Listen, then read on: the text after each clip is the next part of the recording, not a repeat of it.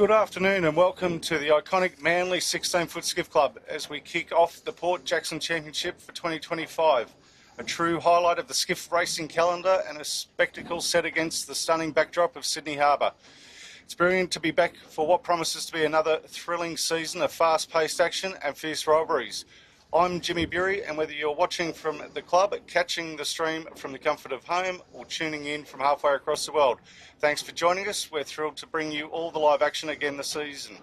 Joining me in commentary today are two absolute legends of the sport, sailing royalty in fact, Olympic medalist, female America's Cup star, and Sail GP commentator Lisa Darmanin, and skiff legend and multiple national, state and club champion Clint Bowen. Fantastic to have both of you on board. What can we expect from today's showdown? Well, today I think we can expect the skiffs to dominate the harbour. We've got 65 16s and 24 13s ready to battle out. It's a nice light south-easterly around the harbour, so it's going to be a tough race out here, but it's going to be spectacular sailing. The cloud has burned off, but the start boat has just hightailed it out to the head, so we think we have a little bit of a late start change, but Clint, it's going to be a tough race around the harbour in this direction. I think so, yeah. Look, and we probably need to say that this race has been around since sort of 1950, and it's pretty iconic in Sydney Harbour. It's probably one of the most iconic, as is the skiffs, which is an iconic boat on Sydney Harbour. I do think that going around the harbour presents its own challenges. These guys will not be used to that. They will not be used to sailing in the Sound and also down into the main harbour. So I think what we will see there is guys have to get really lateral, guys and girls getting really lateral about where they sail, how they sail, and keep their eyes out of the boat. Yeah, definitely. I think when we have the normal courses that you're used to racing every weekend, you sort of learn the patterns, you learn the intricacies of your own race course. But as you navigate different headlands around the harbour, especially when the breeze has a little bit of east in it, it is always challenging. So I think it's not going to be over till it's over on a day like today. Absolutely not. So while we're waiting, why don't we do a little bit of I don't know if everyone knows Lisa, but she's obviously a rock star, having done Sail GP and commentated on Sail GP for the last 5 years. Lisa, what we really want to know is, when they cross to you and they ask you where is everyone going and where should they go, how much of that do you actually think you've got right, or are you guessing? Well, sometimes it's really easy to pick where I think they should go, and sometimes, just as if I was racing, I'd say I go out to the left, but I think I get it right about 50% of the time. Well, I think you probably do get it right 50% of the time. I actually go, I'm going to pick it before Lisa, and I generally get it right about 30% of the time. Well, the hard thing is, so when I'm sailing myself, you've got the feel, if you're on your knock, you've got your compass and things like that, but on a camera boat, I don't have, all of those things, so it's actually harder to pick a ship from the camera boat, I'd say. I could imagine. It looks difficult, and I think, talking about the Sail GP, it's got really, really close. There's lots more boats now. The organisers have actually brought the racing much closer, and I think at the start, did you feel that when it first began, it was the people and the crews that could keep the boats upright and going fast, and tactics were less part of it, whereas now it feels like the tactics have really come into play? Yeah, definitely. The boat handling across the fleet has definitely elevated, and it is all about the racing now. If you make a mistake, you can lose 8 boats in an instant. So there's nowhere to hide now. Obviously, the boats are one design, and the racing is just spectacular. So it's awesome to be a part of, but it's also great to be back here where it all began for me at the 16s, and I'm really excited to see what we have in store today. Now, speaking of Sail GP and also one of our skiffs, so just panning to the left there, red pumps. I've heard word that there's actually a Sail GP sailor on red pumps red. Is that right? Yeah, so for those that aren't aware, we're leading up to a final in Abu Dhabi for Sail GP, and Tom Slingsby wanted a little bit of extra training, so he's jumped on red pumps red on the sheet, I believe, for a little bit of extra racing practice. So awesome to see slingers down here. Obviously a gold medalist, Sail GP champion. We've actually got 4 Olympic gold medalists in the fleet today with Tom Burden, Malcolm Page and Nathan Wilmot. So good calibre out here racing amongst obviously national champions, club champions, and everyone out here enjoying the day. But should we dive into the course and see? Let's dive into the course. see what's in store for today. So we are actually just moving into the Sound for the start, and that's because the breeze has gone a little bit more east than we originally anticipated. So the course on the screen, you can see they've got the turning mark number 1, which is about in the middle of the Sound. Then they'll do a right turn into Sour Pigs, make sure they don't hit the reef, and take it all the way down to Shark Island. After they take Shark Island to starboard, they'll head to Carrabba Point, right near the Sydney Harbour Bridge. Port turn there, and then back to another mark just south of Shark Island before they make their way back up into the Sound for a port hand turn down into Balmoral, turn back up into the Sound, and then finish right in front of the club back in Manly Cove. Pretty tough course. So pretty much the same, so they'll head down the harbour, around Shark Island, up into Kirribilli, and then instead of going back into Balmoral, they'll make their way straight back into Manly. So a little bit shorter for them, a little bit less to deal with, but I think when they get up into the inner harbour, that's where it's going to be pretty tricky. So you think the inner harbour today is where there's ground to be made? Definitely. I think that Shark Island point depends how south it is, but when it's east there, it's just so difficult to navigate. I think the cool thing as well, whether right now it's a beautiful breeze around 8 to 12 knots, but I think whether you carry the spinnaker or not at certain points around the course, depending on what direction, but tucked under Shark Island there, I think it can get pretty funky in these conditions. Absolutely. And the marathon, there's one person on the boat that normally curses the skipper when they get it wrong, and that is the forward hand. Always the forward hand, Bo. Always the forward hand. But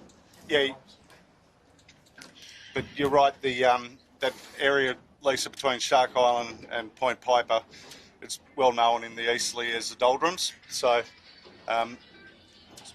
I think one of the things with that is obviously it's beautiful to be out in front. That's what you want. But in these tricky conditions, obviously you want to be able to use your eyes to pick where the breeze is. But sometimes, other boats can be your best indicator. So if someone gets stuck in the doldrums in front of you, can you go around the outside and overtake? So I think it's pretty good. The breeze is probably better than I expected. I think it'll be a pretty nice start. There's a really light swell, nothing major, and the breeze seems to be holding quite nicely. So the race is set to get underway in just over 10 minutes' time. So let's maybe talk about this 10 minutes that's about to happen. What are these boats doing right now, just for the people at home? Well, I guess what they were doing is they were checking sort of that first sort of leg inside Manly Cove, but the start's just moved out. We're just off Grotto Point here. So what they'll be doing is they'll be obviously want to get the first leg right. So they'll be checking the start line. The start line's just being laid at the moment, tuning up the boat as well. You want to make sure that you got the right gears, you got the right mode, and also working out exactly those nuances with the breeze, how shifty it is, how much it's oscillating, is one side of the course paying more than others. I think right now, knowing this sort of open course that's coming straight through the heads I think one side is probably going to pay more than the other, but it has been changing over the last couple of minutes, and with 10 minutes to go it could still sort of develop a little bit more. And the tide's about neutral at the moment, so do you see that playing any role? I think right now we're not going to have any tide effect just for the start, but as we get throughout the day, as they make their way around the course, we could see the tide coming in towards the end of the day and playing a bit of snakes and ladders maybe at the end of the race. But right now, Clint, where would you be going if you were kicking off this start? 30% of the time you're going to get it right. Can I just ring Dolly and ask him? Right now, I mean... Look, I'm always a fan of the East. I think that often they get a bit caught up if they go south too early, and I feel like you get a much cleaner run out of the East. The other thing is it gets a bit tied up there around Sow Pigs. So giving yourself enough room where you're not fighting in a big pack, especially having 60-odd boats, give yourself clear room to run and let the boat do its work. I think that's the one thing with the 16s. I mean, with every boat, but personally, I just found at the 16s, and you're a legend at this, Clint, is getting the boat dialed in. Obviously, everyone's doing their sort of runs at the moment and trying to work out how to get into that lock-in mode, as I like to call it, as soon as possible. When you have this small little swell, it's pretty light. It's not probably full swing out here right now. No, and you're spot on, Lisa. It's about getting the boat where you need it and all the training that have set all your marks. So you already really know when you come out here, okay, the shrouds are set at a certain, weight. You've got your jib set up exactly where you want it, your centerboard's exactly where you want it, and then you're only making small refinements around that. One thing that is obviously we've got an awesome fleet turning up every weekend across the skiff clubs, but also with this many boats on the race course, there's going to be a lot of disturbed air. And just where we are right now, there's skiffs there just a couple of metres apart in every single direction. So it's looking pretty crowded, and getting clean off the start is going to be a tough one. It's going to be critical. While we're here, actually, I just saw Bosca Build go on our port there, and we've got Shade to Water, actually, 2 top boats. I think it's Shade to Water is probably the top boat in Belmont at the moment. And Bosco won the Port Jackson Championship last year. They did, and with Sarah Lee on board. So, and probably we should talk about that as being there's been such a big influx of female sailors, and they are absolutely killing it. Yeah, it's awesome to see. I think we have about 17 or 18 boats with females on the boat, which is amazing to see, and that's growing every year. And then the 13s is almost 50-50. But, Sarah obviously winning the national championships in 2023 and continuing. So that full team is here racing today. So, yeah, it's awesome to see how well she's been doing. And, obviously we have a lot of female skippers, but also across sheet and bow as well. Absolutely. And I suppose in our junior class, the 13-foot skiffs, we're seeing a lot of females joining those ranks. I think the 13s have been a great boat for that.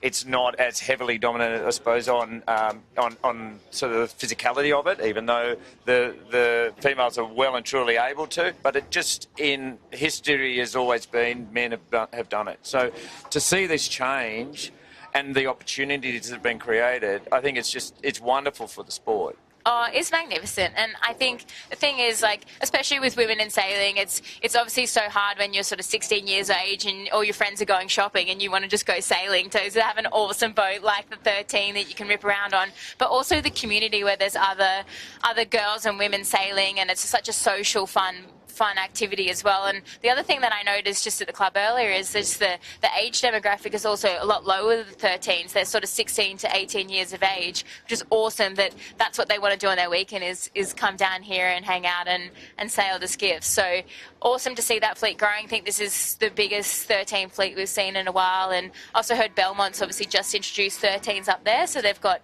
8 in their first season, which is epic. Yeah, it's good. It's great to have actually Manly and Belmont both supporting the 13s now. Do you want to go through some of these boats and some of the tips for the day? Yeah, let's do it. So I think we're about 6 minutes out from the start. And as you said, Bosca Build is looking pretty good. We've also got Imi, obviously national champions with Joel Beechel steering, so they'll also be probably a good contender this weekend. So yeah, you mentioned Bosca from St George. There's the other boat who's doing very well down there is Tugara with Tommy Clout, Sam Monkhouse and Sam Worrell. Yep. So they're going very well down at St George. But I suppose if you look at the 2 big clubs, Belmont, and we mentioned before was that Shade to Water, and you mentioned before Tom Burton. Yeah, Tom Burton. Yeah. He's enjoying the 16 sailing. He's with Scott Beebe and Joel Skelton as well. So, no, he's pretty pumped for this race. I'm sure the Lake Macquarie guys love coming down here and trying to beat Manly on home waters. Absolutely. Have for years tried. They always get a little bit worried, though, when the death cats come through the harbour. So they're not used to ferries. They're not used to jet cats. But they certainly know their way around here these days. Also from Belmont, inside, Rod Carter. Sailing with Stoney. Stoney's on board, I think, with Rod today. And Coastal Advisory. I think Henry Macon's taking over today instead of Benny Bruddages. Is that right? Yeah, Henry Macon with Dave Hickey and Brett Davis. Brett Davis. So Brett Davis, again, he's won a couple of national titles, 2 or 3, I'd say. Big Bretty. So he's in the same class as you, I think, Clint, of 3. Oh, I don't know, Jimmy. You're there too, mate. I got 2. I tried. And of course, there's the boat Swell. We're on Bosco now.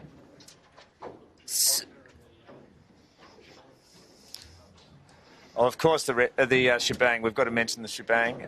Anne King used to sail with myself and on the fluid, and he is a very accomplished sailor. And if anyone can pull something out of the bag, it's Anne King. I think he's sailing with Julian Lindemann today. And Alana Clancy. There is you on go, bow, yeah. Alana Clancy in the bow. She's the Clancys have been long-term sailors at the 16-foot skiff class. Looks like they haven't quite gone 5-minute gun right now. Can't see the flag up. So probably just waiting for the breeze to settle a little bit. It has been changing, but it just got a little pump in there. Looks quite nice. I think it says what you were saying before, Lisa, where the starters on the boat, they're standing there with all their wind instruments and all the skiffs around. It just disturbs the air quite considerable for them. And it's probably playing on their minds as well now, instead of just sort of going somewhere in the region, set the line, let's get them away. Sometimes just throw the mark and they'll figure it out. They've got to get around the harbour anyway, right? Yeah, exactly. There's other obstacles to deal with. And of course, on the screen now we've got Imey and Barnabas Building. So very, very successful skiff in the Imey. Obviously, Trent Barnabas and Rob Napper joining Joel Beashel. I'd expect to see big things from those guys today. I think they've certainly got the pedigree, and both Trent and Rob are no strangers to working hard around a harbour over a marathon race. How much is stamina going to come into the race today, Clint? Look, it's a funny thing you ask that, because most of the time, I think people treat sailing a bit like golf. You don't actually need to be that fit, but in a modern world, in every sport, you need to be very, very fit, very, very strong. So, these guys are certainly at the top end will be training. They'll be doing gym training, training on the water. So I'd say stamina will play a role, and it helps when you're fitter, you think better. 100%. That's what I was going to pick up on. It's not necessarily like, obviously you need to be able to trim the sails, but to be able to make the good decisions. You can see on the screen they've just gone postponement flag, but I think that's just because they're just waiting to set this first turning mark. The start line does look like it's in, so the skiffs can be figuring out where they want to get off this line. So do you want to talk about, while we're waiting, want to talk about some of these potential Manly skiffs that could be contenders today? And we did mention Imey, but last year's club champion was Modern Constructions. Yeah. Modern Concept Construction. So they've got Spencer McKay actually filling in on helm today, with obviously Chris Williams and Jackson Cranfield as their normal crew. So yeah, they could be good out here today. Obviously, club champions last season. It was a tight club champs as well. It was. It certainly was. Yeah, it came right down to the wire. And of course, the skiff that's always there is Buckingham Marine. With Dan Turner and the guys. I think you had a change today of crew for Angus. Yeah. So instead of Gus Williams, got Simon Hoffman subbing in. So He's from up at Lake Macquarie. He's done a lot of skiff sailing as well, 49er stuff, and obviously 16s up at Belmont. So he will be in the middle with Matt Stenter as well. Actually, I think they might have been Matt Stenter on the sheet, Simon Hoffman up the front when we were at. I think you're right. Yeah, they might have switched it around. While we got Buckingham Marine on so they're an all-girl crew. Exactly. So the Queens of Buckingham. So they've got a rotating lineup of female sailors. Today we got Sophie Hart steering. So she was a 13 sailor. We got Annika Mount Stefan and Terria Jansen. So I think Annika is actually a rugby girl that's come back she used to sail when she was younger, went off and did rugby, and now she's back on the sheet. So they've got some good power on the sheet today. They've got some stamina. Yeah, they've got some stamina to get around the course today. So awesome to see that, and I think that's the thing, obviously, to be able to have that rotating crew and make sure that you can get the boat out every weekend. And talking of Buckingham Marine, I think they're based down at Woolwich, and I think they're sponsoring two skiffs. Plus a 13. And a 13-foot skiff. Yeah. Super sponsor. Yeah, so mate, amazing. Shout out to Mitch Buchanan from Buckingham Marine Services. Absolutely, and thank you very much, Mitch, for your assistance. I actually did a little bit of research on Buckingham Marine before I came down and realised that they're also sponsoring Shitbox Rally for raising money for cancer. So thanks very much, guys. You know that I'm involved in that, and I'd like to say anyone that helps, is in my world is doing a great job. Yeah, Bozo, you're still involved with Tour de Cure? I am, mate. I am heavily involved. I think we're now up to, when we first started, I think we were up to about 12 breakthroughs. I think we're well over 200 breakthroughs now, and we're just about to celebrate 20 years of Tour de Cure.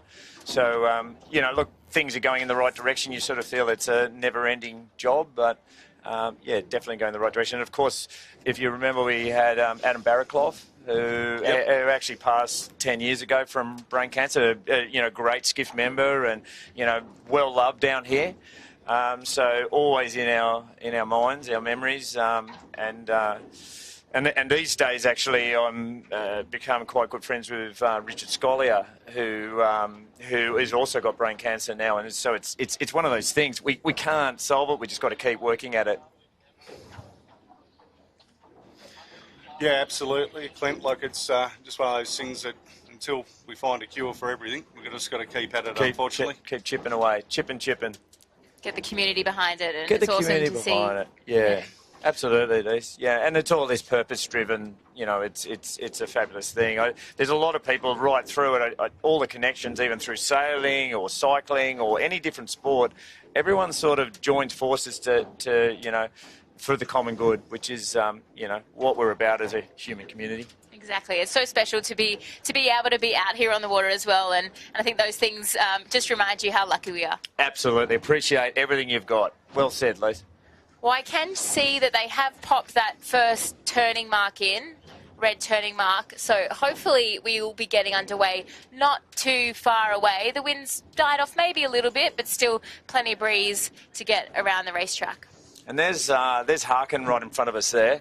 They are a contender in the 13-foot skiffs today. Yeah, they've been killing it. That is Heidi Bates, and she's back with her crew Orlando. So they had a little bit of hiatus, but they're back together, and they're one to watch today, that's for sure. Who else do we see going well in the 13s? The other one is Ash Napper. He's got a new sponsor this year. Buckingham Marine. Buckingham Marine, there you go. He's teamed up with Theo Franklin. So awesome to see the pedigree running through the skiff club there. Absolutely, yeah.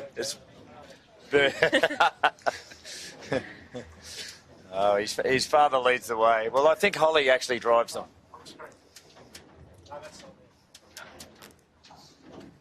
It's a Little Bartley Constructions, the 13. They're another one that sponsors both a 16 and a 13. And we're seeing a bit of that now, Jimmy, like, 16 sponsors, 13 sponsors, across the class. You're in that category too. I am. You've got a fluid 16, a fluid 13. I do, and we've got Macy and Matilda, two girls sailing that and learning, and able to draw on experience, and does a lot of sailing with them. So that's why they're not going so well. Maybe I should no. No, they're doing great. They're really doing great. They're trying really hard. I think they struggle a bit when it's fresh, but certainly when in a breeze like this, I think they'll go really well. I think that's the thing, that the 13s have done amazing things to be able to sail on the same day and have that continuity. So obviously with the sponsors, but also the same race course, you're all out there together and you can transition really nicely between the two. And I think that's what keeps, the 16 such a competitive fleet. You have such a good feeder class, and people aspire to obviously sail the 13s and jump into the 16s when they're big enough or want to go a little bit quicker. Oh, totally. And giving them that confidence. It's all about a bit of confidence, knowing that they can do it. When they know they can do it, then they say, okay, I can take the next step. So we're still under postponement out here. Just building the anticipation, really. Isn't it? It's getting exciting. All right, who else do we have as contenders? Just right in front of us here, we've got Swell. And I think, from memory, Swell did very, very well in this regatta last year. Are they the ones that accidentally went round the wrong mark and lost? So when you go through Shark Island the first time, you go around Shark Island. But then when you're coming back to turn upwind, there's another mark just south of it. So apparently they went round the wrong mark and got disqualified. So I'm sure they've got the course laminated in their life jacket ready to go today and checking them off. Port, starboard, which mark, which colour. Absolutely. Yeah, so that's Matt Meany, Hugo Hamilton and Felix Prince on that boat. And, yeah, as you say, I think they'll all be saying, let's do it right this time.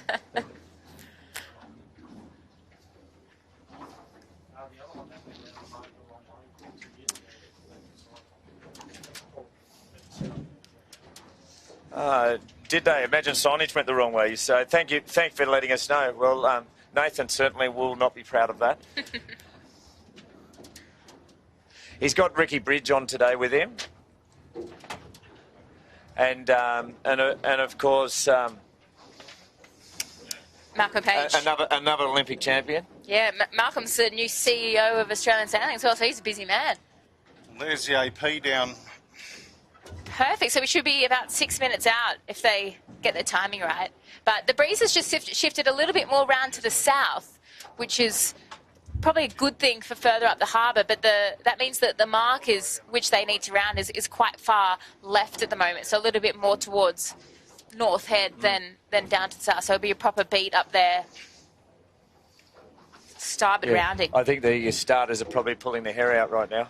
I just heard from the starter, he just rang me. He sounds pretty flustered. He's very flustered, yeah. But they're in safe hands. Got Hugh Lester starting them today, so Hugh's no stranger to big fleets and doing all this. So Olympic race officer with the Ilka class.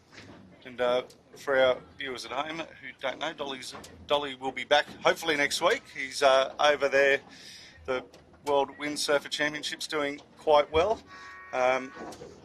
Around the top 10 in both of the classes that he's in, so fingers crossed. Always feel free to follow Andrew Dolly Devola on Facebook to see all his updates.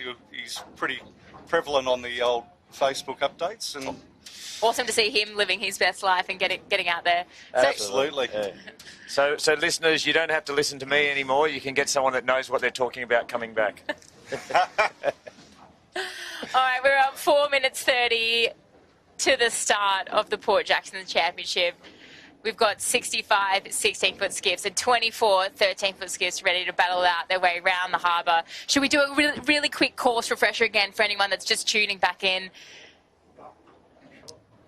It'll be really quick.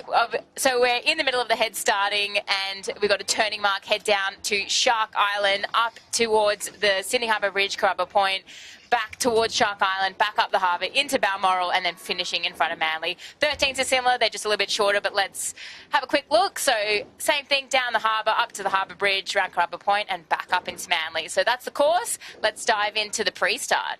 Oh, well done. That was great. I think it's great to keep, bringing up the course so people at home who are, sitting at home, sitting on the couch, don't really see, and you're creating a whole picture. So well done, Lisa. It's great. So, Lisa, just there on screen, explain the red and white flag up on the start boat. So the red and white flag. So we've got the 16 flag, that's the 5 minute. The red and white flag is the U flag. So the U flag means that in the last minute of the race, you can't be over the line. Am I doing this? You can't be over the line, otherwise you're disqualified. Unlike a black flag, whereas if they were to restart where you can't then re-race. So the U flag, it just encourages people not to be over the line early. So it's a disqualification if you are over the line, unlike the blue Peter that we obviously see in the past where you can dip back down, or the I flag where you can go around the end. So big penalty for being OCS today.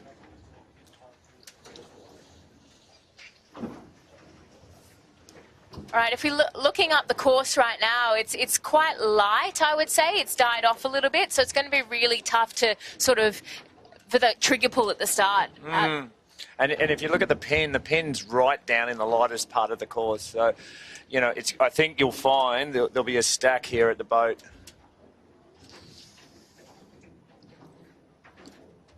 So 2:20 to go. All the boats, or most of the boats, are actually, as you said, to the right-hand side of the start boat at the moment. So they'll be sort of starting to do their final approach and trying to pick their gap at the moment.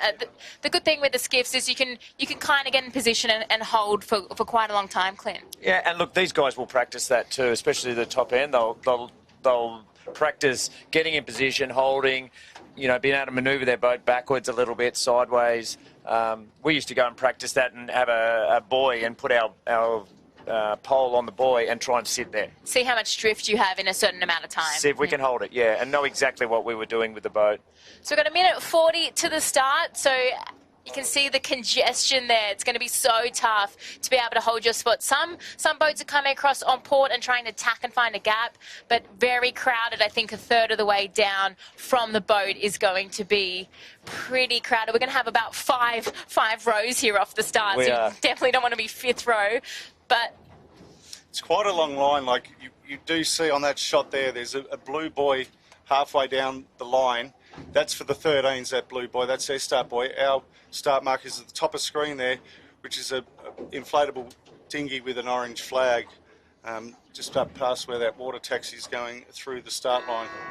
This will be good for the water taxi with a minute to go. So 1 minute to go. If we look at where our contenders are, or where our top contenders are, Imi is in the middle of the line. We've got Shebang about halfway down. Shade to order right at the boat, sitting in under the boat there.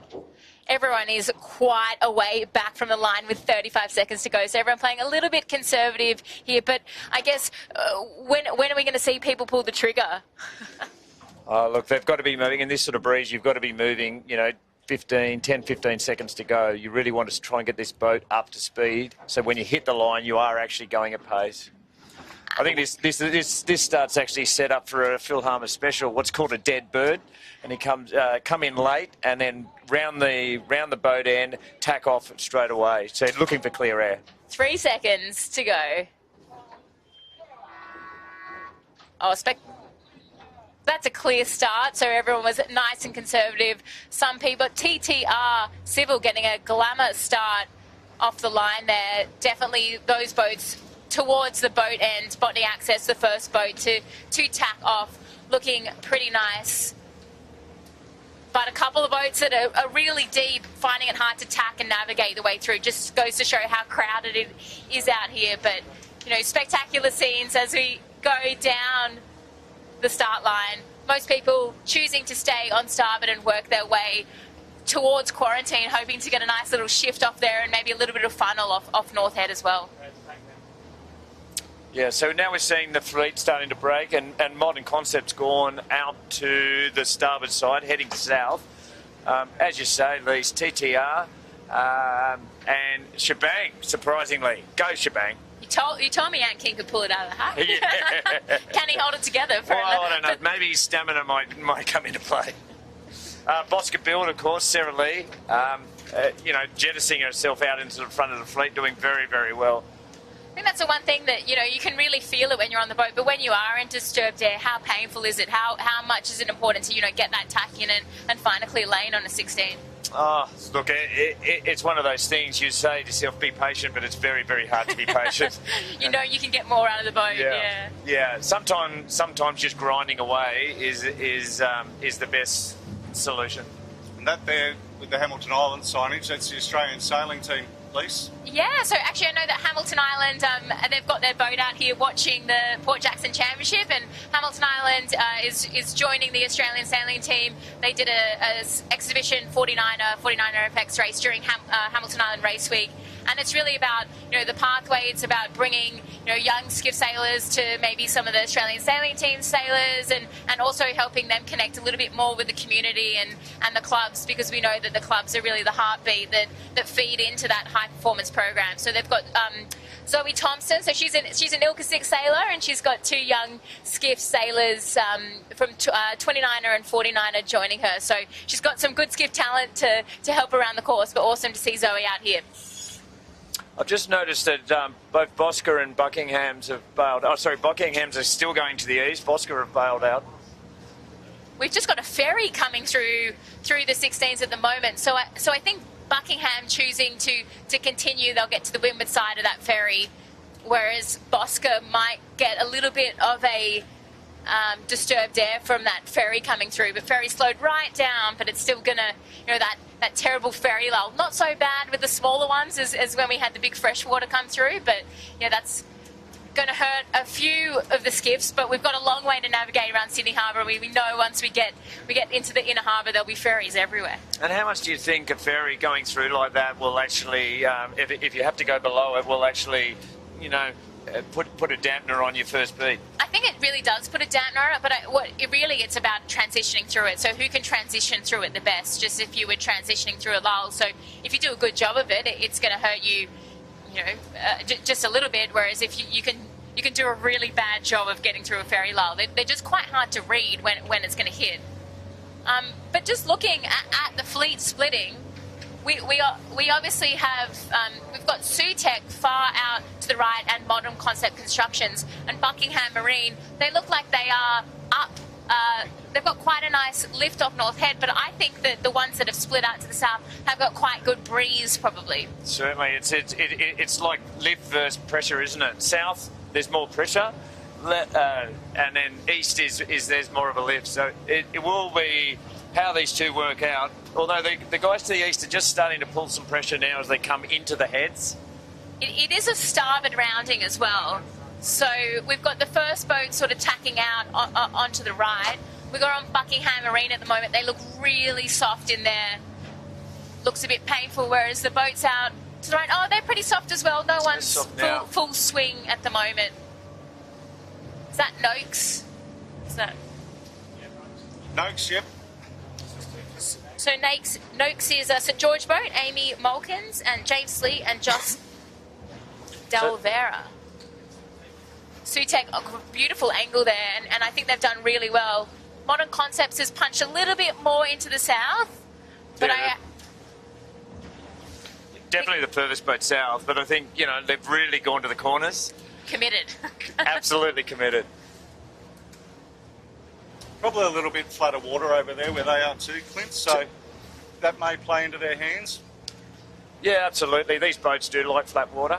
And sailing in the bump is something that probably will favour the Manly boats more than it will favour the boats, say, from Belmont that are used to more flat water. Looking at it now, I really think the boats out to the right are going to come out pretty strong here. They've just lifted as well.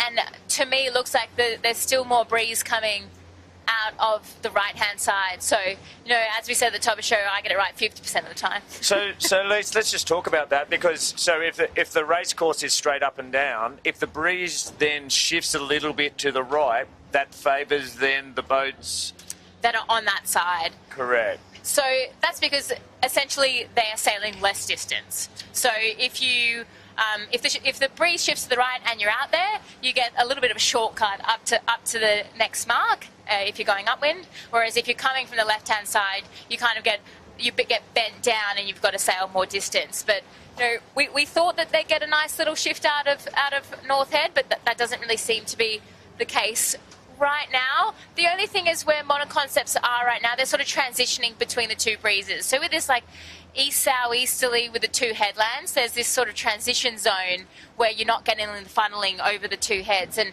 I think if they get through this transition period, they'll be looking pretty strong. Where Sutek is just to the right of the screen where we're looking at the moment, they've just gone down a little bit, but they're crossing the boats that are far left at the moment. So the right has won out of this so far. So that probably the gauge for us here is this Modern Concept who went to the right, and Buckingham's, another top skiff went to the left, and now they've just had to tack. They've probably got a 50, 70 metre gain on them. Yeah, Bonnie Access was also one of the first to tack out of the start. So those that sort of started right near the boat, did the first tack out, they've done really well. But, you know, unlike normal races where you're learning the course and the next lap you kind of bank that knowledge, we're about to turn right and head down the harbour. So throughout the race, you're not really, until they go around Balmoral at the end again, you're not really learning. By the time we get back out here, it could be different. So they're going to be having to think ahead the whole time, and it'll be nice to be out in front and be able to sort of pick your lane, because there's just so many 16s out here. It's hard to find the clear air. So it actually looks like just behind Modern Concepts, I think that, is it Bell Collective? They're also done really well. So I think right now they'll probably be in second. I think they played the course just a little bit more. So Bell Collective, Belmont Boat, Noah Steenson, Hayden Hansen and Will Rivers. So looking at now, Lise, you know, we were talking about Modern Concept. They would potentially have gone too far south, but now they've actually tacked a long way in front of Sutek. So, you know, ideally they seem to have been gained. The further you go right, the more you gain. Yeah, I think it was you were just making the most of the right breeze. So the mark that they're about to round is really far left in comparison to what the breeze direction is. So I think when the Sutek came back earlier, they fell into the left breeze maybe a little bit early, whereas Modern Concept was able to reap the rewards of the right-hand side for longer, if that makes sense. They stayed in the righty for longer, essentially, and they were also in more breeze. So at home, we're sort of looking at, there's two breezes out there, you know, in a very simplistic approach, but the guys that are gone right are able to stay in that sort of stronger right-hand breeze, which is favouring them to the top mark. Yeah, exactly. And I think it's, you know, it's always such a toss-up, especially on a course like this with this direction, is you've got to go with what you see on the water. And you know, it looked like the left could work, but I think with the course, with the breeze, it just was a little bit more to the right. I think people were probably expecting it to come round to the left. But yeah, I think Modern Concepts, when they tacked out and they went hard right, that was a full flip of the coin. And that's the thing. Some of the boats, they played the middle a little bit more, and you know, you're not as leveraged, so if it goes one way or the other. But with this split course with the headlands, committing hard seemed to be the way to go. So Modern Concepts is going to round this mark first, with, you know, quite a nice gap, but Bosca, who was out on the left, you know, they're not going to be too far behind in distance, maybe in placing right now, but, you know, the left wasn't the end of the world, but right certainly was the winner. And we've got Red Pumps. Is that got a flying kangaroo on it? Red Pumps, Red Bronze kangaroo, is it? Yeah, bronze flying ruse. Tom Slingsby on the sheet there. So how much difference do you think he's made to that boat then? I mean, we know Tom Slingsby's a great tactician. I think he loves skiff sailing as well, and I think he'll be picking the breeze pretty well around this harbour. He's done so much sailing on the laser, but also he's moth out here, so he knows the harbour pretty well, and obviously Zoe's an awesome sailor as well. But Buckingham coming in third just goes to show that, you know, both sides of the course did work. You just had to win your side. Correct. And Modern Concept Construction's going for a spinnaker set just there in the background of that shot. Oh yeah, this is well. This is the tough thing about this course, is because normally you do win with leeward. So, you know, you go around the top, you set the chute and you send it. Whereas right now it's like, we've got to make it to Shark Island. But because of this breeze, they're going to end up a lot lower than Shark Island. But if they stay high and they go under South Head, it could get really light. So are they going to set the spinnaker, get a bit lower, get back into the breeze that got them up here in the first place, drop the spinnaker, and then do a nice sort of port hander up to Shark Island without having the lee of the headland? Correct. So finding that spot is going to be the challenge, isn't it? Because they're going to still have to end up east of Sow Pigs. Yeah, I don't think they have to go one direction of Sour Pigs. I think they can pick. But I know last year they had to go east of Sound Pigs. Oh, yeah, so Sour Pigs to starboard on the way down, but on the way up they can go either side. So I think what they'll do is they'll get down. I don't think they'll hold the chute much longer, and then they'll have to drop it and come back up. But they're just trying to get through this light sort of transition spot. But it's all... Oh, Bosco, oh no, it's just about getting through this sort of light patch. But then the hardest thing, obviously, is knowing when to set the chute, but when to drop it. Because you might hold it longer, someone might drop it short. It's more like, I guess, ocean racing with a bit of navigation going on here. Yeah. And how high of an angle? I guess, obviously, you want to sail the skiff super flat, but Clint, how high can you push a 16 into the breeze with a spinnaker? Well, it depends on how heavy your sheet hand is half the time. But if Jimmy Bury was on, I'd push it as hard as I can. And it's really something to practice, isn't it? It's you know, you get it on especially these 16s, you get it on the chine line, and you're basically in this really balancing act between, you know, going too high and it collapsing and going too low and not getting the advantage. So it looks like that the first one to drop the kite is Buckingham Marine. So out in the distance there, they've dropped it. But we'll just focus on who we're with right now. So the end of the 16s are just coming up to the turning mark right now. And the 13s are also underway. So they started around 5 minutes behind the 16s. But yeah, beautiful shot there from the drone down the harbour. They've got a long way to get to Shark Island. Super condensed. It's almost two packs, actually. You've got the leading pack and sort of the following pack. But everyone's the leaders have dropped their kites and they're heading back to the eastern side of Sour Pigs. And of course, Les, here comes the 13-foot skiffs, and there's 24 to 13-foot skiffs coming up the course now. They started 5-10 minutes after the 16s.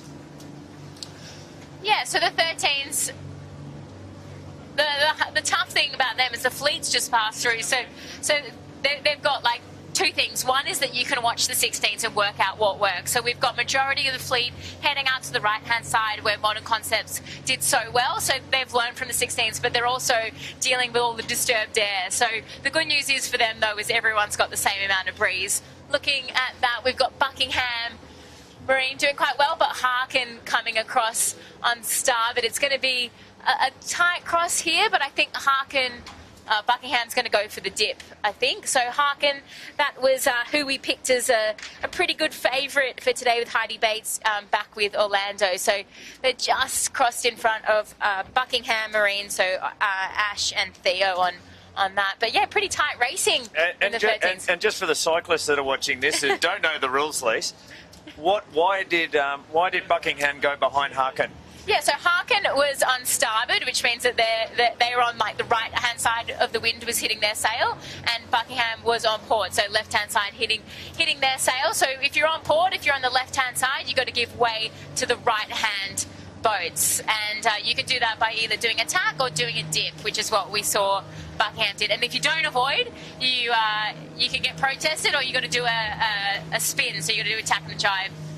Or you have to buy a beer when you get back to the club. Yeah, it depends how friendly you are with your competition. Yeah. But yeah, it's a bit chaotic out here, actually. So a lot of the leading boats set the spinnakers and went down, whereas that mid-pack has decided to basically not set kites and head straight down the harbour. And of course now what we're seeing is as the skiffs get down the harbour, we're going to see more of the yachts and the normal traffic starting to affect racing. Yeah, it gets so busy as you go down the harbour. I've done so much training down here, and I love sailing up at Manly and in the Sound. But when you get down the harbour, you've got the ferries, you've got everyone out there just enjoying the day on the cruises, and then you've obviously got all the yacht races as well. So, you know, sailing the 16s as you go downwind, I mean, especially when you have a spinnaker up, they don't at the moment. You're just constantly looking under the boom, checking you're not running into traffic, right, Clint?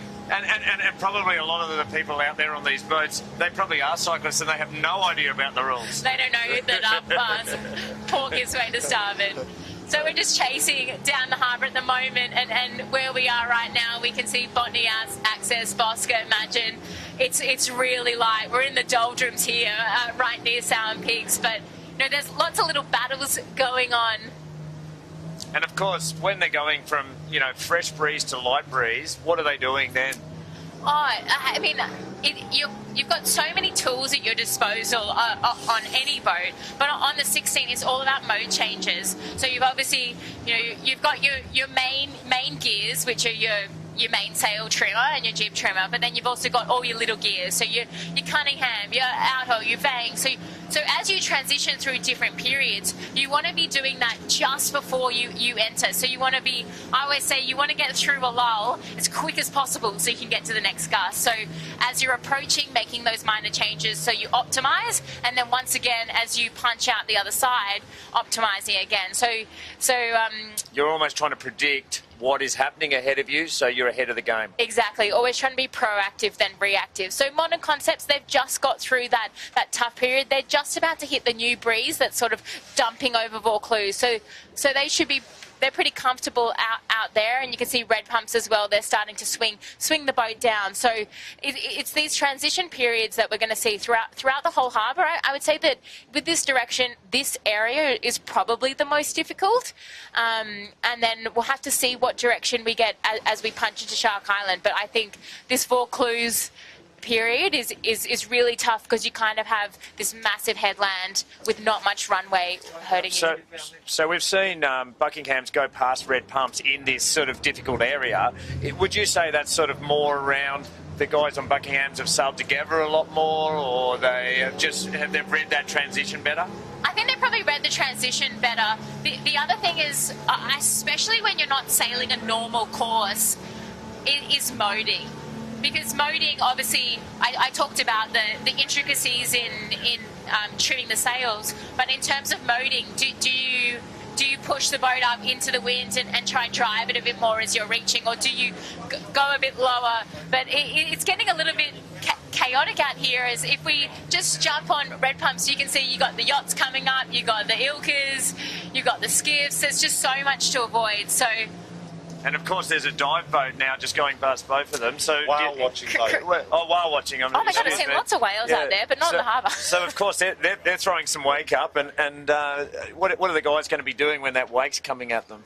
Yeah, so I guess when you have the wake, it's obviously trimming the sails. I mean, you want to optimise the boat. You want to keep it as flat as possible. The wave is going to kick up the hull a little bit. So trying to obviously get through those waves really well, but then obviously optimise on them as well. So the sheet hand and the driver will be working really well together to sort of get through those waves. Trying to get into the barrel, just like exactly. like in the green room, just get in there as hard as you can. Yeah, but I think what you kind of touched on before is Buckingham's. Obviously, I think they've got a sub in today, right?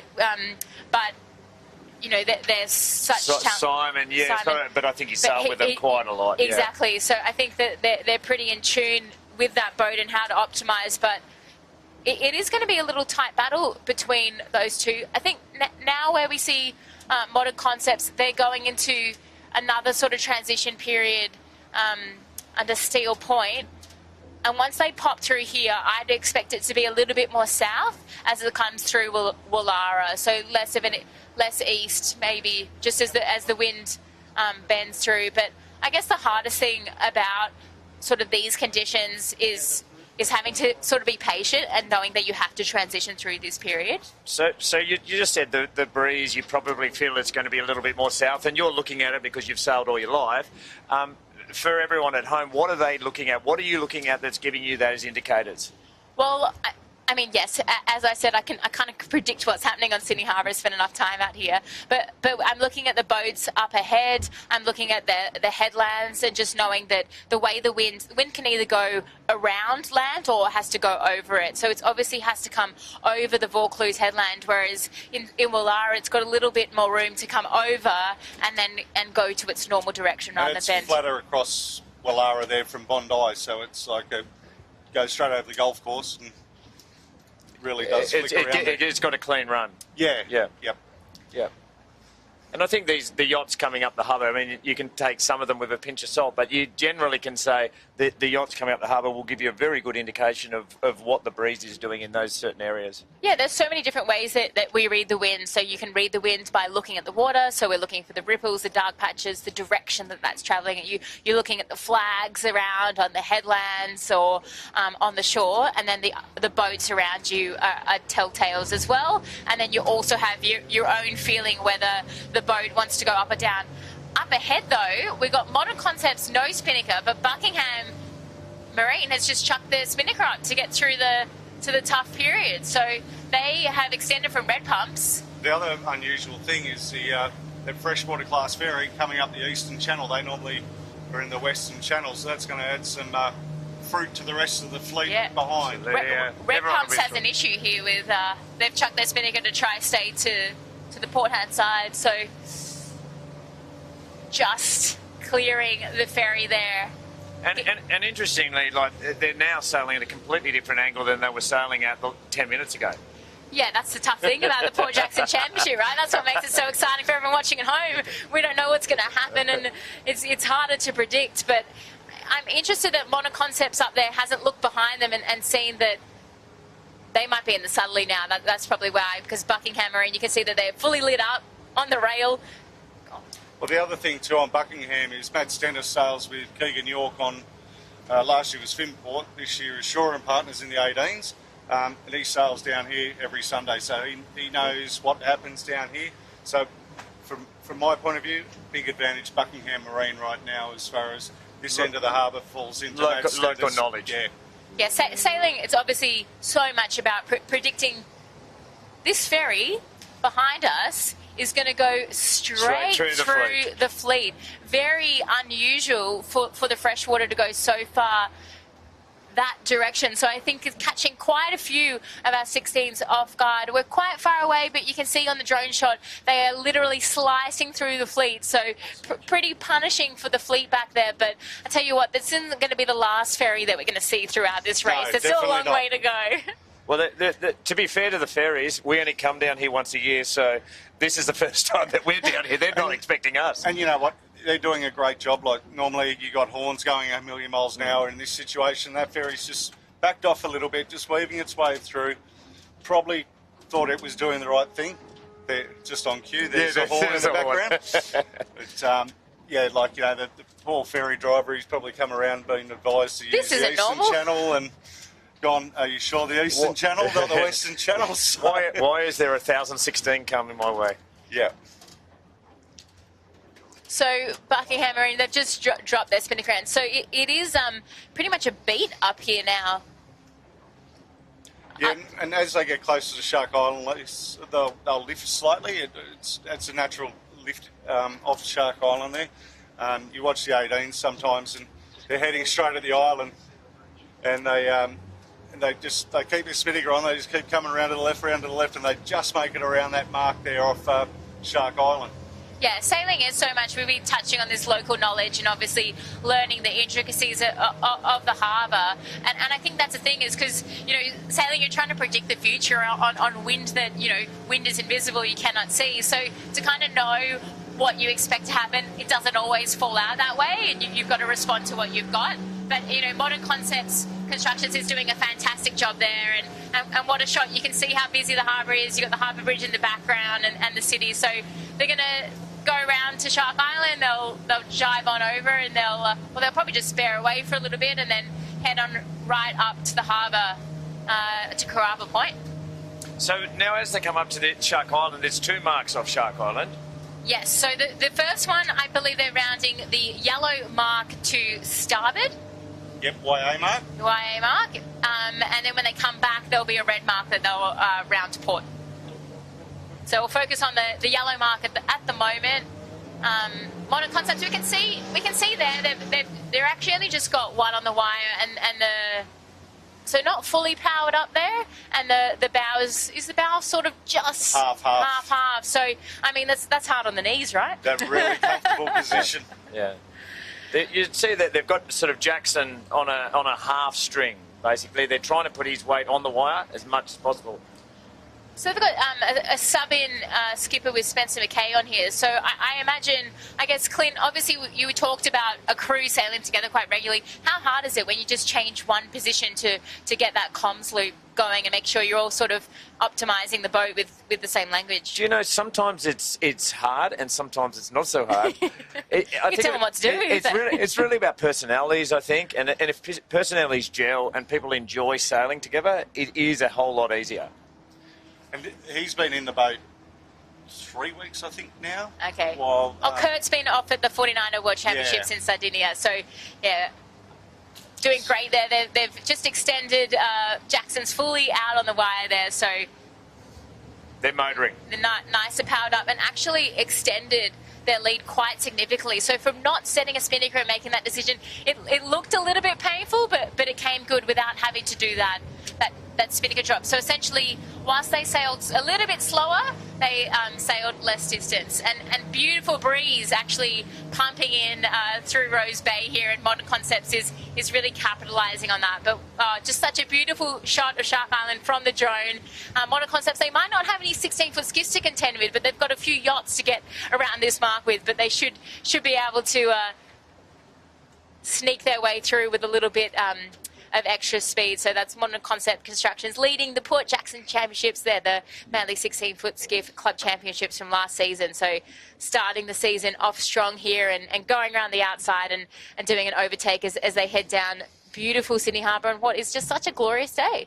And they've probably put 100 metres on Buckingham's now, or, extra. And I'd say a lot of that was probably just kite up, kite down, keeping the nose clean, just concentrate on the job at hand rather than try and get too tricky with it.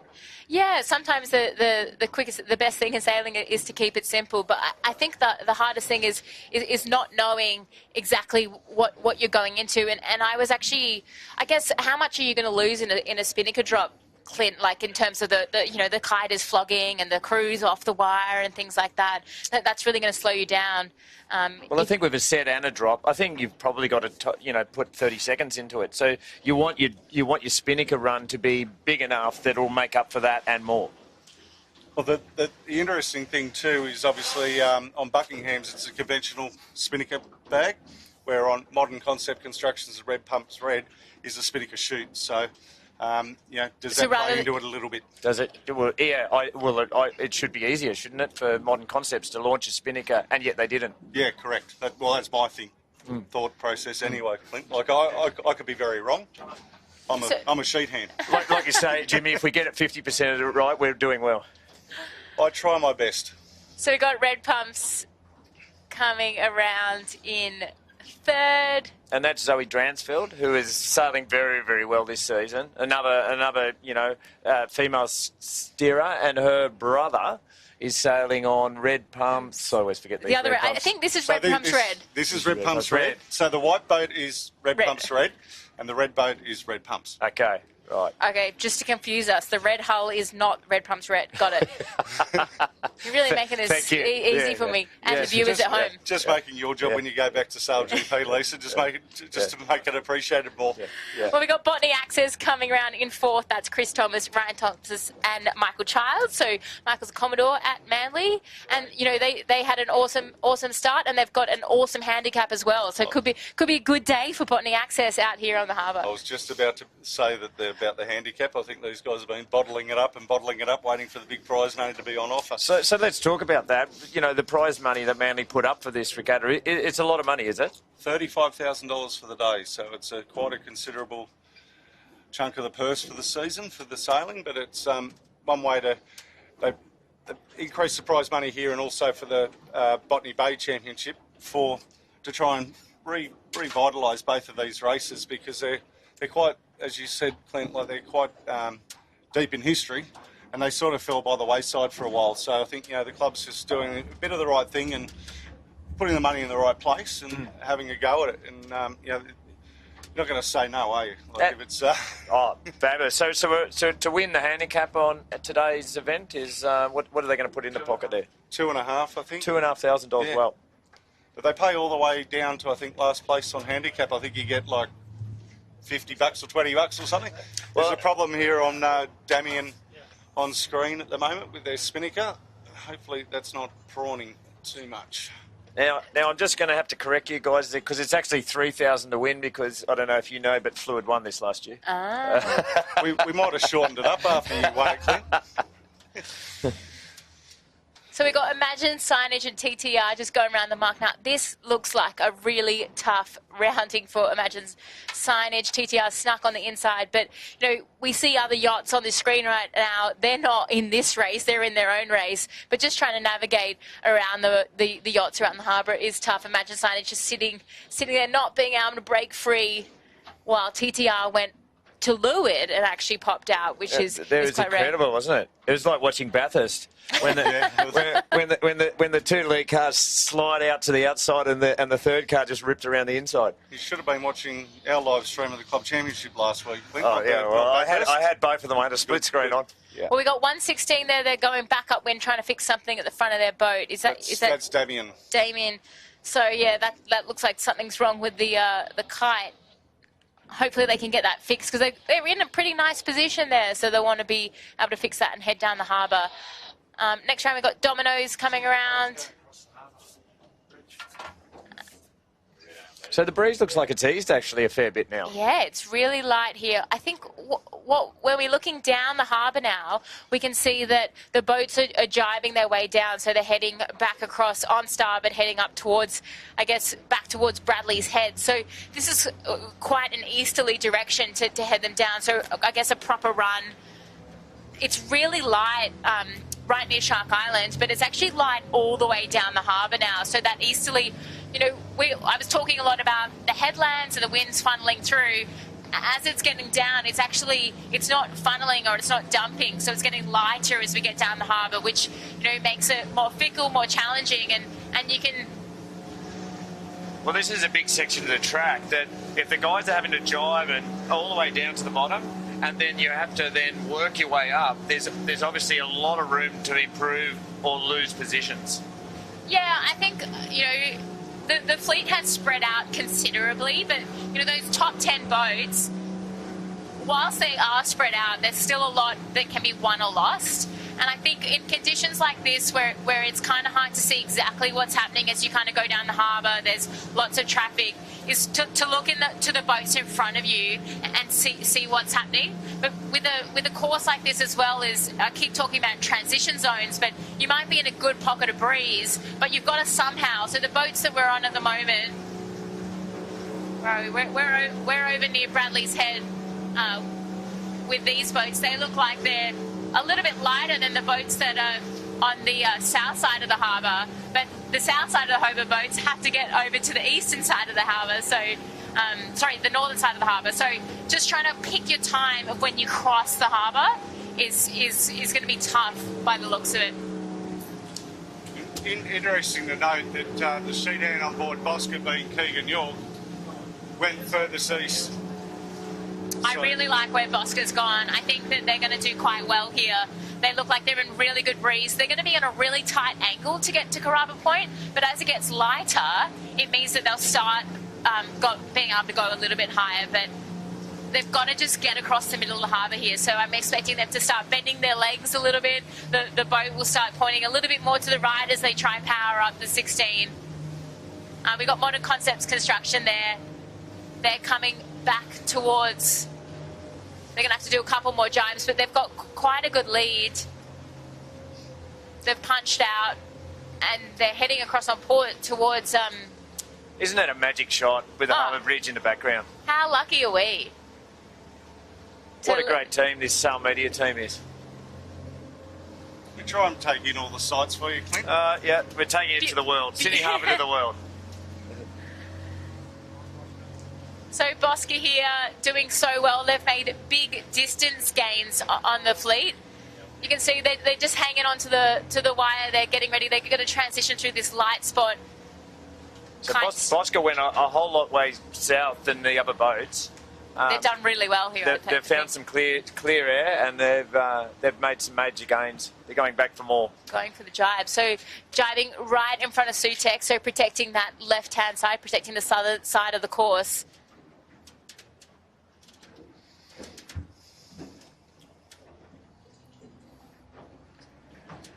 So Bosca did win this last year, so they're pretty savvy on the harbour course with, as you said, Keegan spending plenty of time down here. But just looking up ahead again, we've got quite a little bit of a battle going on with, I think Red has actually made some moves. Overtaken Buckingham Marine. Yeah, definitely made some moves on them there. So, Jeez, it's busy down here. Yeah, super busy. Well, lucky we got Jimmy driving us around. I know he's got eyes everywhere. But yeah, Modern Concepts Construction still in the lead, but Red Pump Thread doing really well. It looks like most of the breeze has been on the southern side of the harbour, but yeah, just looking back now, you can just see how busy it is. It's pretty light as well. Be a real treat for some of the viewers. This will be the first time they've probably seen a historic 18 that's just going past. Well, Red Pumps right there is so Buckingham's must have got a little bit lost down this run, because you can see, I think Botany are now actually have overtaken them. Botany has also, overtaken them. So what we were saying before, Clint, was that they've got to then navigate back up to Shark Island. So by sailing down here, they're going to be taking a mental note of where the best breeze was. So, I think those boats that stayed to the southern side, so stayed away from the zoo, away from Bradley's, they got in a bit more breeze. So I wouldn't be surprised if we see them heading back out that way. But I actually think that both Red Pumps and Botany Access have gained a huge amount of distance on modern concept constructions as well. So the race is really on. It's really condensed up here, and just as we expected in this breeze where it's changing so gusty as well, the difference between being in a gust and a lull is so big that the distance can change so dramatically, I guess, in both the speed that the skipper is going, but also the distance that you're sailing. And generally, a rule of thumb is the side that you were competitive on going downhill is the side that you will pick going back uphill. 100%, but it really depends the reason why. So if that was more breeze, then 100%. But maybe if it was shift, you might play with it a little bit differently.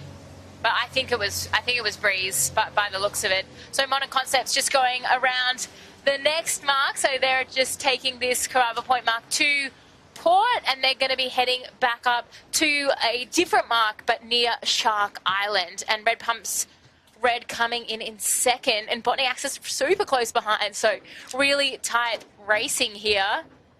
So out of the three, I mean, I'd put Botany Access probably a good minute behind Modern Concept, and they've made that up in spades. Huge gains. And I think, one of those things is sometimes being behind is you can see it sort of play out in front of you. Advantage. Say, they've slowed down, they're bending their knees, they're pretty light over there. Let's go out the other side or sail around them. Absolutely. But looking back up to sort of Shark Island, Rose Bay at the moment, you can look up the harbour, you can just see, we said at the beginning that the skiffs were going to take over the harbour, and there are a lot of them, but there's a lot of other boats out here just enjoying a beautiful, beautiful day on Sydney Harbour. Absolute wall of sails up there. Yeah. I think the thing is, it's light to moderate breeze, but lucky it's not too much wind here, otherwise it could be a bit of carnage. It could be, absolutely. Oh, what beautiful scenes. You can see Imagine signage coming down there, navigating their way through. It's super condensed in that mid-fleet, and with prize money going all the way down the fleet, every position's going to count. And I think the thing that I love about 16-foot skiff racing is there's always the battles within the fleet. So obviously you want to be up the front battling, but you always have the guys and the girls that you're used to racing every weekend, and it's bragging rights. And we just saw one of the old skiffs. Maybe Jimmy can tell us about one of the old skiffs. That's the Australia there, Bozo, that one. With the They've got the green and gold. Yeah. And then the one that's going to come into shot behind it, that's the Aberdare. So I was actually watched the Aberdare get built back in the day. They're all replicas. You can go sail them, bring up Rolf Cohen at Sydney Flying Squadron, have a go. So that's where we've come from, isn't it? Well, that's what the 16s originally used to be like, exactly that, 2 foot shorter.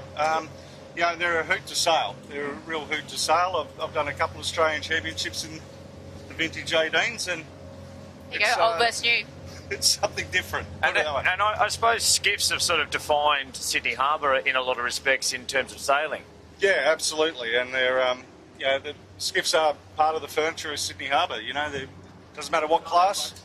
They've, we've all come through skiff sailing at some point, and it's good to see. It's from one end of the harbour to the other. There's skiff clubs littered everywhere, so it's there's no better place to be. The Sydney Flying Squadron is the oldest open boat sailing club in Australia, so it's another interesting fact of Sydney Harbour. Oh, absolutely. To know where you're going, you need to know where you're coming from. It's the most important thing. Well, to have history and have the modern boats out here on the same water, you know, basically on a track that has been sailed, you know, for many more centuries, is incredible, and full marks to all those people that contribute to keep that happening. So we've got Geotech Chemicals, I think, on the Nathan McNamara screen at the moment. Geotech Assessments. Yep. They won last week's They did race, win last week, so yeah. they're in good form at the moment. But just looking up the harbour, I said that you learn something by sailing down, but I think it's changed again. The north side of the harbour seems to have a little bit more breeze at the moment. So this race is definitely testing the sailors out here. I don't think anything is for certain. We're just making our way back up to Shark Island, picking up some of the rest of the fleet. The fleet seems to be going further to the south, like the Monte Cosmo's got hard south. That is the better way to go, Clint. It's like you cross the tide, like you cross out of the tide a bit. Up under around Bradley's Head, the breeze gets a bit funky and swings around in this breeze direction, believe it or not, and it doesn't make for comfortable sailing. And as you can see, all the traffic, as we're looking out the camera cat to the left here, you can see all the traffic that just piles around Bradley's Head. So it's not a place you want to hang out. And the other thing is, so we were talking. We were talking about the tide changing as well, and the tide changed around 1 o'clock. So the tide, although only an hour and a half in, is starting to have an effect. Especially as we're down the harbour here, because down the harbour it obviously has to funnel out from all the way up the river. So we are seeing a little bit of a tide effect, and it'll slowly start building. It's probably windy enough that the tide's not too much at play right now. But yeah, there's lots of battles going on throughout the fleet all the way up. Speaking of battles, where are these 13-foot skiffs? I can see one just rounded Shark Island. A couple actually have already made their way around Shark Island, so they're not actually too far behind. Well, someone the with 16s. better eyes than me, tell me who's leading the 13s. Well, I can see one with a grey spinnaker. Buckingham Marine. Buckingham Marine. Buckingham There we Marine. go. Geez, Oh they no, didn't I got apply, Harkin out on our right-hand side. So Harkin is leading. Oh, They are wow. just in front of Typhoon, the 16-foot skiff. So they're right in the mix here with the 16. So they started 5 minutes behind. And they've caught up to And the 16s. they've caught up with and three passed. foot less. So they got, and they're working this southern shore. So that was the pick of the day as well. We thought that Harkin would do well with And that- Heidi steering. And there's, is it Georgia Clancy steering the Typhoon today? Yep, Georgia's on the Typhoon. She is with Lindsay Stead and Lucky Pryor.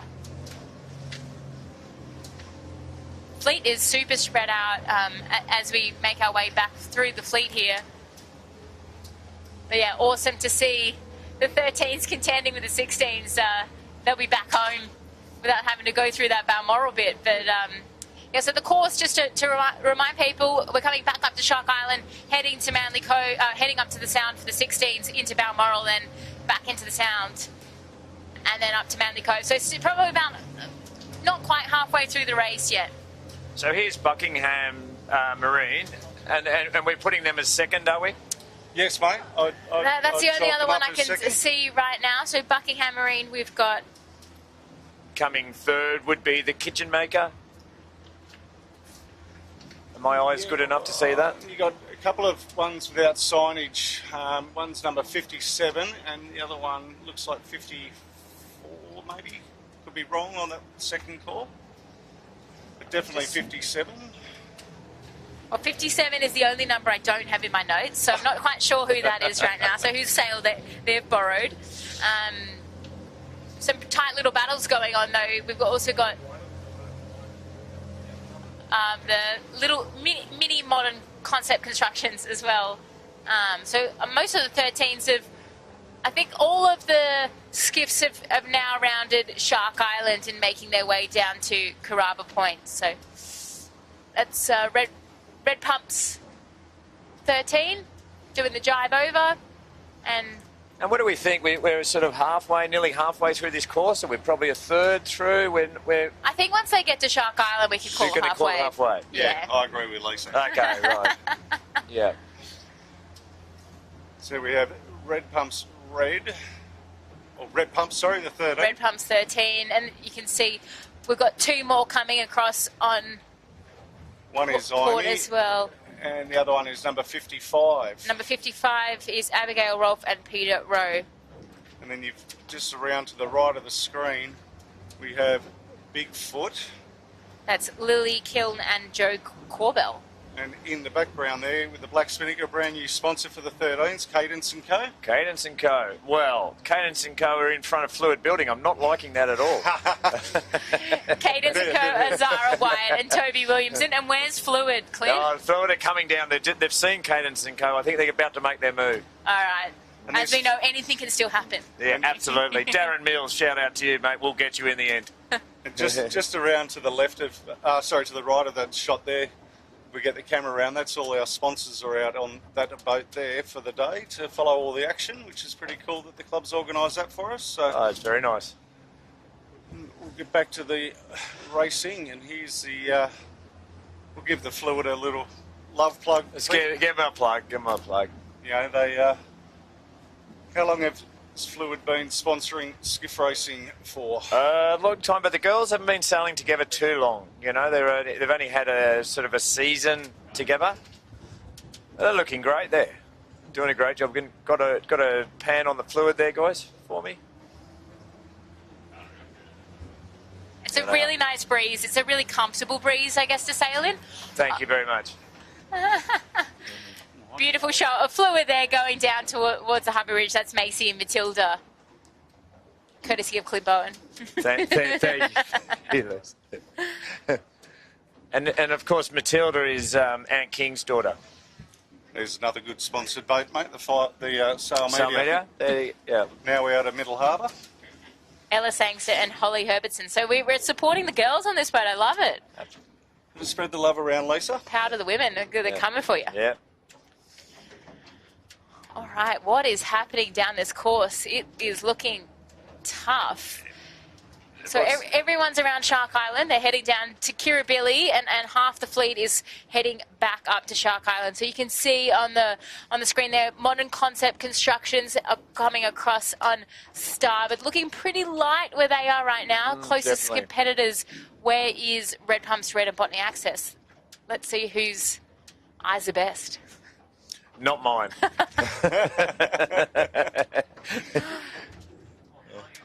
Oh, I can see Buckingham Marine are coming across on port from Bradley's Head. So they look like they've made gains, actually, yes. considering where they were around that mark. Sort of seeing towards Garden Island, just behind some of the 13s there, top of screen, there's 2 skiffs, and one looks like it's got a bit of red in the sail. They look like they have a great angle as well on the southern side. I guess that's Red Pumps Red. I think Modern Concepts will still be... not quite sure. It's going to be tight here, It's actually. going to be tight, yeah. Because Modern Concepts is what I would say on a knock, so they haven't got the best angle, whereas Red Pumps Red, they're hooking into this sort of southerly breeze coming out of Rushcutters Bay, and they've got a really beautiful angle, and they're stretching out on the trapeze, so they're doing quite well here. Modern Concepts has just flipped over. We can see that their knees are bent. They're going a little bit slower, and I'm going to say that Red Pumps Red with Zoe, Tom, and who is on, and Jamie Stoddart picked a good shift here. It's going to be tight though. Modern Concepts just hooking into a little bit of breeze now. So yeah, Red Pumps Red crossing ahead. I'm going Quite comfortably. Quite comfortably, Modern Concepts. So talk me through the strategy here, Lise. If you were the lead boat and you went round the bottom mark in the lead, and you had someone that of the calibre behind you, would you sail away from them? I probably wouldn't sail away from them, but I think the difficult thing about this wind, it's a little bit hard to cover, but I would say what you don't want is leverage. And what I mean by leverage is splitting too far away from them. So, I mean, Red Pumps Red has done quite well there. They probably gained 200 metres, but their big gain was obviously on the downwind. I think, we know that Tom has sailed this harbour so well that he knows how to pick a shift so well. So you definitely don't want to be sailing too far away from it, but you really have to sail the breeze that you've got at that moment. And even if you're 100 metres ahead, you could be sailing a different breeze than your competitors just by the way that this course is configured. You're very nice, Les. I am? Yeah, you're very nice to these sailors. The other thing too is what would you say? You're calling them a muppet? Why did you spit? Why did you go away from them? the other thing too to take note is like you often hear, especially in the 18 telecast in the nor'easter, will say first to Bradley's win. It's the only time it works. Going to Bradley's is really in a nor'easter. Other than that, you stay right away from it. And I think that's what Modern Concepts unfortunately fell into the pitfall there. But amazing work by Botany Access. I mean, they have dropped back a little bit, but to hold on there and keep so close and being in third in this race is fantastic. And then just looking back, I'm trying to spot Buckingham Marine, which we know never to ride off. Over here towards Double Bay, Lisa. So they're digging in a lot closer to Point Piper. I think they might actually have Botany Access here when they come back.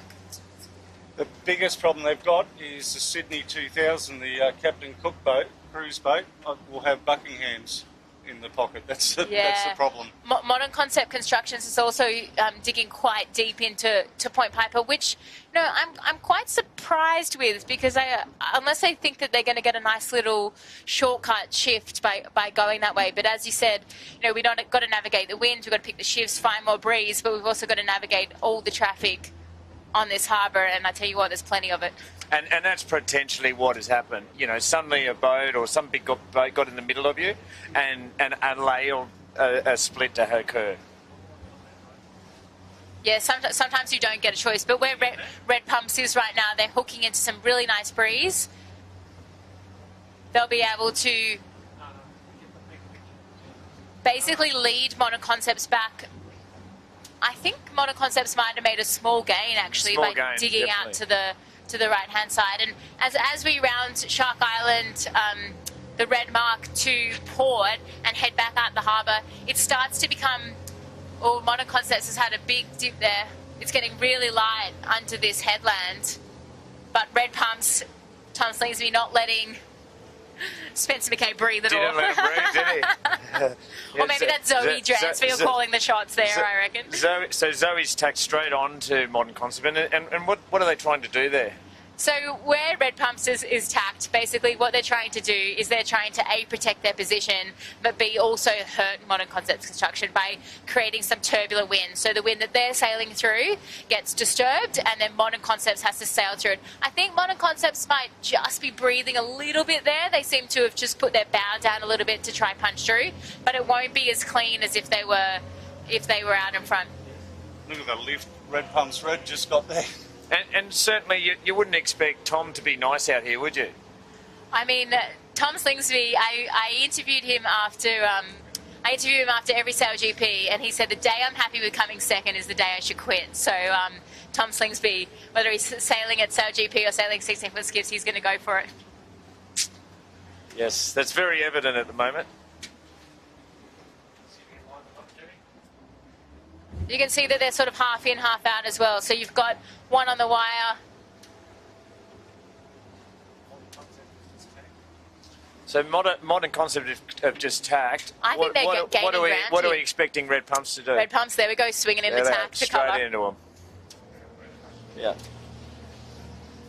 But they have closed them up a little bit there, but they're not letting them breathe. The thing is, though, it's going to get really fickle as we try to get around Shark Island. But then once they sort of head back up, we've got to go through all those transition zones again. But it's a different story as you're sort of reaching and sailing upwind. So now, looking at these two boats, and again, we'll talk for the cyclists, but what is Modern Concept trying to do now to Red Pumps in order to get by them? So it looks like to me Modern Concepts is sailing sort of like a lower, faster groove. So they're kind of trying to drive the skiff a little bit more, trying to get more pace, whereas Red Pumps is trying to just shut them down and not let them breathe, essentially. So not let them split too far away. Modern Concepts, they might, they're maybe a little bit more experienced as a crew with Chris and Jackson at the front, and obviously sailing with Spencer quite a lot. So maybe as we get up the course, they might try throw a few more tacks in. But Red Pumps, looking pretty slick with their manoeuvres. And I just noticed, Lisa, I believe the last 13-foot skiff has just rounded Shark Island, been Ebix. They got a long way to go. A long day. They must have got caught in the doldrums somewhere. Do we ever give anyone a shortcut, Jimmy? So, What? You know, if they're a long way behind, do we ever give them a shortcut? You know, just say, hey, listen, come on. so Well, I got accused of a shortcut a couple of times. I'm just interested what Red Pumps is doing right now, because according to me, they should be rounding a red mark to port. Yeah, the red mark's directly off our bow, Okay, Lisa. cool. There's a couple of red marks. That's why I got confused. Okay, we can breathe easy. There's a Oh, lot God, of I red was like- marks out here. Yeah. Yeah. Never fear. It wouldn't have been the first time. Yeah, so we get a lot of congestion. Again, obviously all the yachts are coming through, which is pretty painful, but Red Pumps has done quite well on Modern Concepts here and extended once again. So Modern Concepts isn't in the dirty area. They're a little bit more to windward, so they're tracking comfortably, but I think both boats will have to do a couple more tacks to get up to this mark, and then it's probably a spinnaker set around this mark down. What do you reckon? Be a tight one, Lisa, but like at least it'll get them out of Rose Bay. Get out of Rose Bay, get around Steel Point, like try and pick your line there to get back up around Sound Pigs. Is all happy days there. I think the moding is something that obviously I keep talking about the shifts and the gusts, but the optimizing the moding is so tough in these conditions, Clint. Oh, absolutely. You know, and trying to predict it, as we were talking about before. I was just saying, you know, like, I don't know if we've got just sailors watching this, but how do people know they can't hit the rocks over there? Well, there's like it's quite funny. Like I hate keep on referring back to Sail GP, but they do the prize giving up on that island, and I've got in a lot closer than what I've ever thought to the island to get camera angles out of there. But yeah, there's a safe water mark there. There's a lighthouse on the other side on Connor's Reef, on the other side of the lighthouse. And if they're really worried about where the rocks are, they can watch the 18 stream for last Sunday, where just about every boat ended up on Shark Island. We had the drone up over the top so you could see where all the reefs were. Oh, really? Yeah, it was pretty gnarly. So, but yeah, it's well charted. Just disappointing that people do end up there. Here we go, Red Pump's nice and close. Beautiful tack. Slinger's just having trouble hooking up the trapeze. Not used to that. I was going to say, he wouldn't be very used to that. He's doing awesome though. Awesome to see him come down here. You know, I think that's the cool thing about the 16s is what these, you know, legends want to do on their weekend, because 16 sailing is so much fun. Racing on Sydney Harbour is absolutely incredible, and to be able to race at this calibre at home on a harbour that's so beautiful is just super cool. So awesome to see him down here and joining in on the fun. Well, I don't know if you remember, like maybe 3 years ago, Slingsby and Outreach borrowed my boat. Up at Belmont, and right? sailed to Belmont, yeah. They did really well. I mean, 16s are actually, you know, there's a lot of nuances. It's hard, they're actually hard to sail, so especially you haven't sailed them before. But the guys did really, really well. So there we go. They've chosen to set the spinnaker. They're going quite far down the harbour, but yeah, they'll just be trying to get out of that light patch. Modern Concept Constructions, they'll be a little bit disappointed that they let that lead slip, but still doing really well, having to obviously bear down quite a lot to set the kite, and then they'll heat it up, rip it up, and try and make some gains back. So we're calling halfway through the race now. All right, officially. All right, here we go. Officially, Clint. Right, officially halfway through the race. So we're halfway through our 13.5 nautical mile race. They can still come back. That's an incredible lead, though, that Red Pumps has pulled out in just sort of one leg of the race. Well, I think they made a huge gain just up in here, close to Shark Island. So our next battle is between third and fourth. So Buckingham Marine, they've had a great little upwind run from Carrabba Point up to Shark Island. They've put a lot of distance back on Botany Access. It's going to be pretty tight cross. Obviously, we're on Red Pumps on the drone. Absolutely incredible shot. But here we are back on the battle. Looks like Botany Access may just have it, as they've tacked in front, and they'll just do one more tack to round this mark to port. They might even have that port starboard advantage. There you go. So this would be a good day out for Botany Access. It would be a great day out for Botany Access. And if their handicap is what it is... Yeah, well, the other one to keep in mind is TTR Civil from St George. They're sailing quite well for their race as well. They're not too far behind.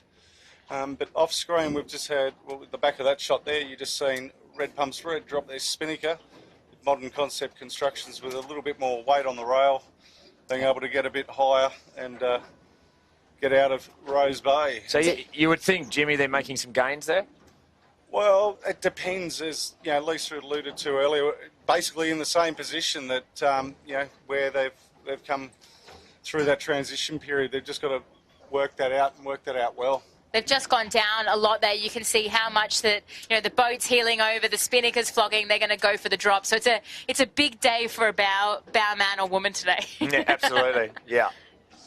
And the direction they were heading, they might as well have been going back to the Harbour Bridge. Exactly.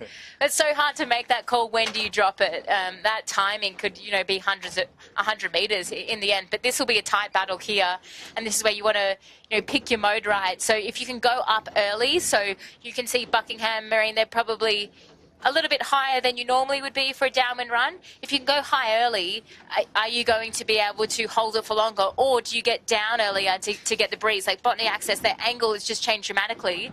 They're going to have to drop way earlier than we saw Modern Concepts and Red Pumps. So timing is everything.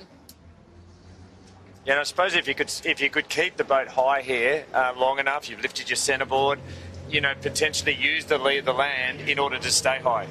Yeah, so they're going to have to drop like a minute before the other boats, Red Pumps and Modern Concepts, did. They're going to get a little bit lighter here. So, no, Botany Access, I think they're going for the drop there. So, you know, we saw Modern Concepts only just drop their spinnaker, and they've been through 2 minutes beforehand. So, you know, it's quite a tough, you know, tactical game that you wouldn't normally see in your weekend racing with the skiffs. Is spinnaker up, spinnaker down. Maybe in the 18s, obviously, with their race course, but the 16s is generally up and down. You don't have to drop it around the course.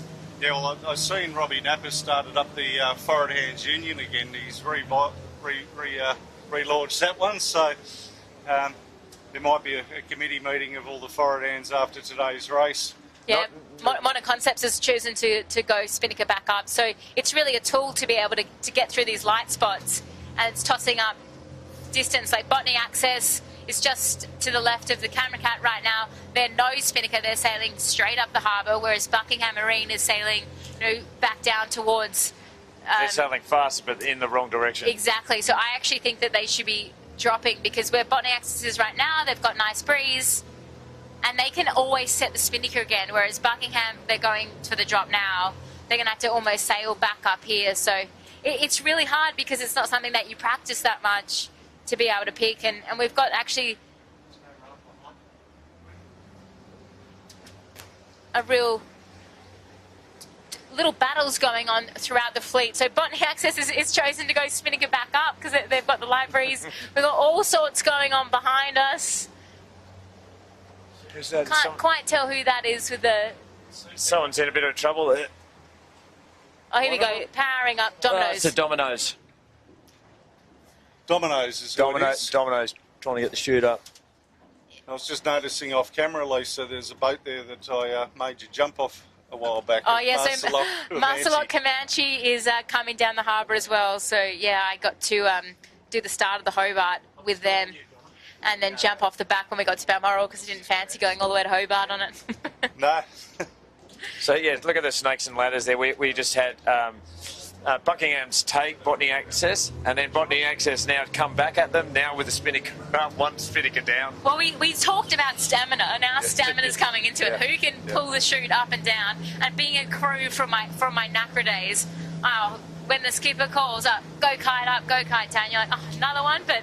You know, after all of that, they're about the same distance apart as they rounded the mark. So just with the energy burn. We're in a real light patch now. So obviously, being under Steel Point, looking up the course though, Red Pumps Red is almost back Is up to gone. South Peak, so they're absolutely gone. They had the biggest lead of the race so far, but you can just Over see a minute, how. I'd say, at least. Yeah. And knowing the course up there, I think, they're kind of through the hardest part of it at the moment, and so they should start to feel a little bit more confident. You would think down in the Sound there's probably more consistency of breeze. Exactly, Yeah. and you're back to, Balmoral. There's less traffic. There's less nuance around there. Who have we got there? We got Bosca. So they're doing fairly well. They've chosen to go Spinnaker. They're absolutely ripping there, actually, and they're going to put quite a lot of distance on Buckingham and Botany Access, but I really think it's about timing that you go around Shark Island, what gust you get at that time, what angle it is, and how much it can basically rocket ship you down the harbour. Yeah, Up the harbour, I should say. So they've just slowed down there. They probably can hold the Spinnaker a little bit. Oh, they're dropping it. Dropping it right on cue.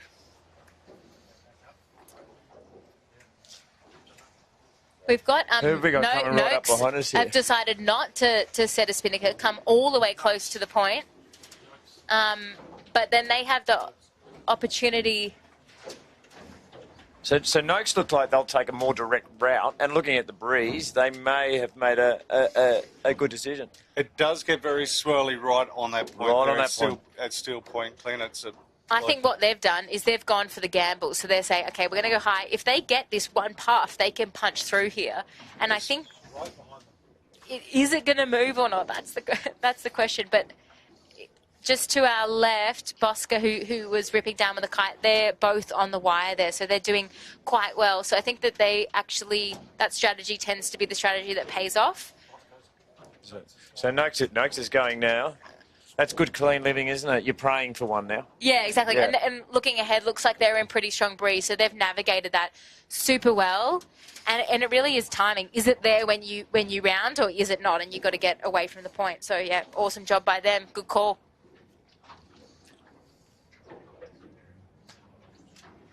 Who's the forehead hand on Noakes?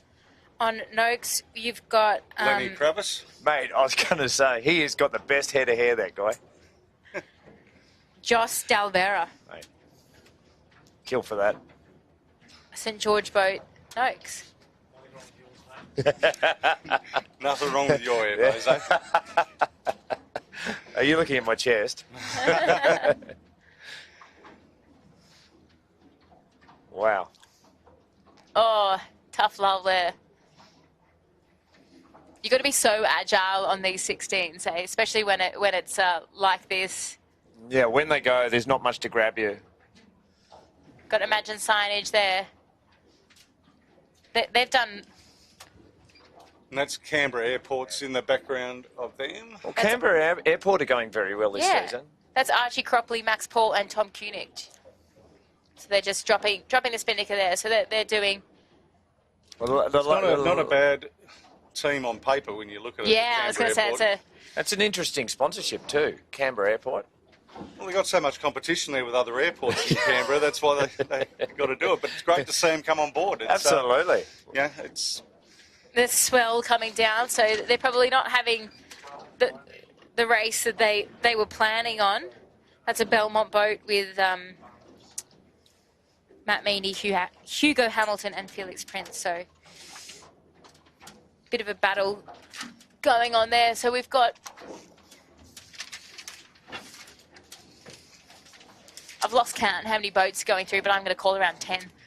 At least, yeah. Well, Swell have been going really well at Belmont. I think they're running 4th in the championships there.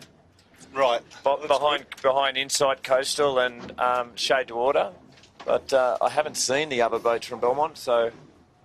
So interestingly, Imagine Signage have chosen, they've held the Spinnaker for the longest. So they're, as I say that, yeah, they're trying to push it as far down the harbour as possible. But that means that they're going to have to sail a tighter angle as we get up, because we've got to go back. That first turning mark that we saw them all go through past the start, that's where they're all heading now. So that's the next sort of point of reference. So they'll end up having to tack as they get up the harbour to get up there.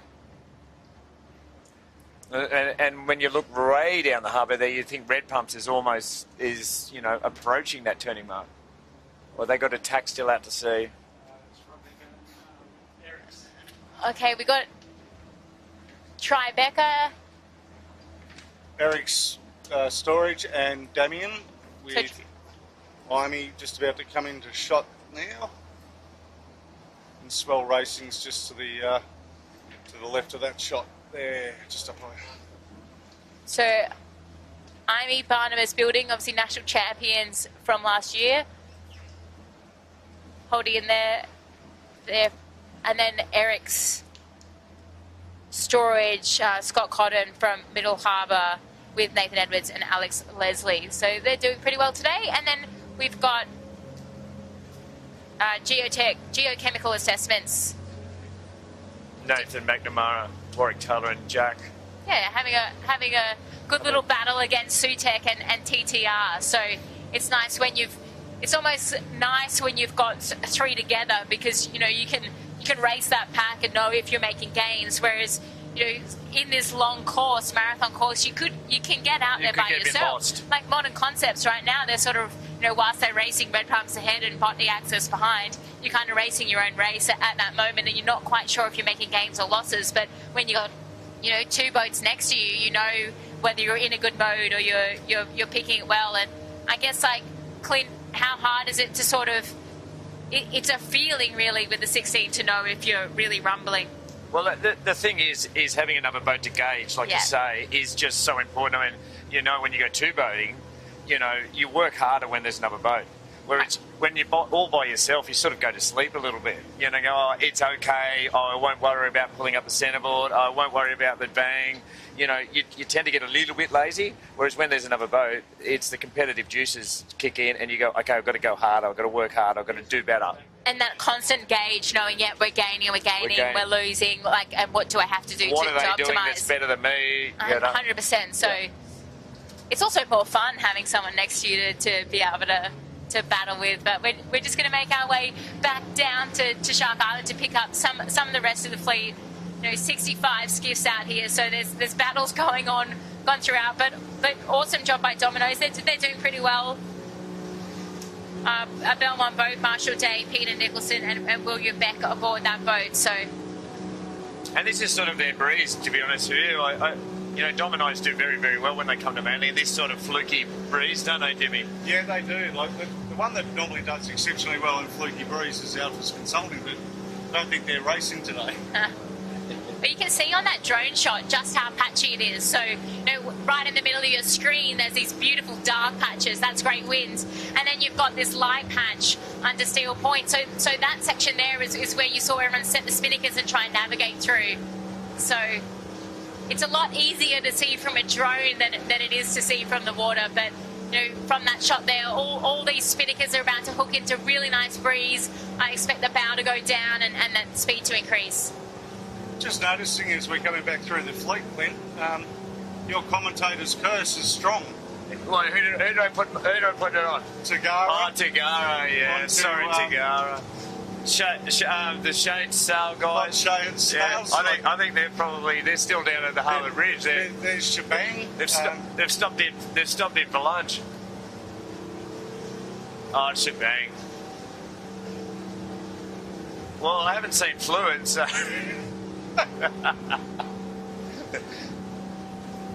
Dave probably pulled into the squatty and had a beer. Called into lunch with Rolf. Yeah. So there's a.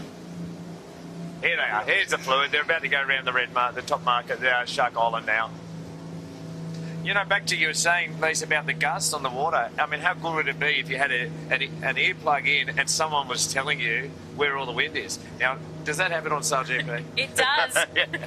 It does. So the coaches, they sit on shore. They've got full comms to the boat, but they've got the helicopter view. They've got the umpire app. They've got everything. So it's like having a magician on shore telling you what's going to happen. But right now we got the 13 leading, Harkin just fighting against some of the 16s as well. So magnificent job by them. I think they might do well because I guess with a smaller boat you can probably hold the spinnaker a little bit longer maybe and get through this area. Oh, they're going up the front of the boat trying to fix something. The retrieval line caught around the bow. A classic. Oh, now they're going to get rolled by 16. The heat right up to be able to clear their air. What 16 is that there? So there was a 16. Nozomi. Nozomi. So Liza Kirby, Connor Hay and Hugh Skeen on that one. Well, here's this good-looking boat here. White spinnaker. Look, good-looking roosters. Look at that Dave Burkett fella. And of course, you know, like Dave, myself, well, not so much Phil, but we're, you know, in our 50s now, and Dave had to, you know, last year get some operations on his arm, just all the loads on the boats, you know, affecting his grip strength. So unfortunately, there is a fair bit of load on these boats, and a fair bit of work needs to get done in order to stay fit, physical, in order to sail them.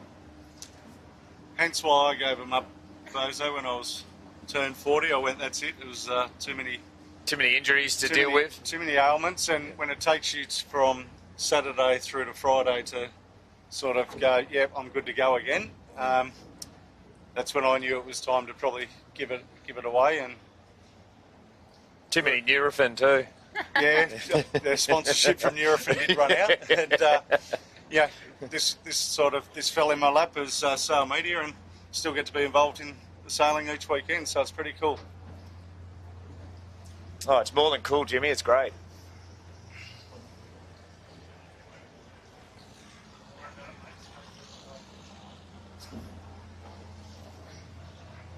So got our second place getter just here, Buckingham Marine in the 13 footers, just coming to the top mark. Just here they are on screen.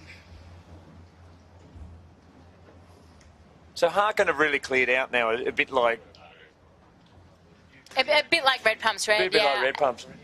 They obviously just picking it really well, and I think just when you're out in front like that and sailing your own race, it is pretty hard with the 13s when you're sort of trailing in all the disturbed air of the 16s, but the 16s in front of you are great telltales, and I think that, you know, everyone called that Heidi was going to clear out in front on Harkin, so she's obviously sailing so well on this type of boat and doing really well, which is awesome to see. But yeah, Buckingham coming up in quite a bit of distance. There's a bit behind. of that rich get richer.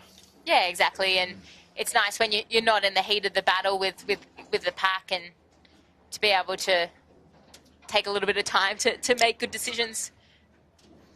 And back to that gauge, I mean, Harkin are now in the middle of the 16, so their gauge now is the 16s. Yeah, if you can sail as so fast they're as going 16, faster. you're pretty good.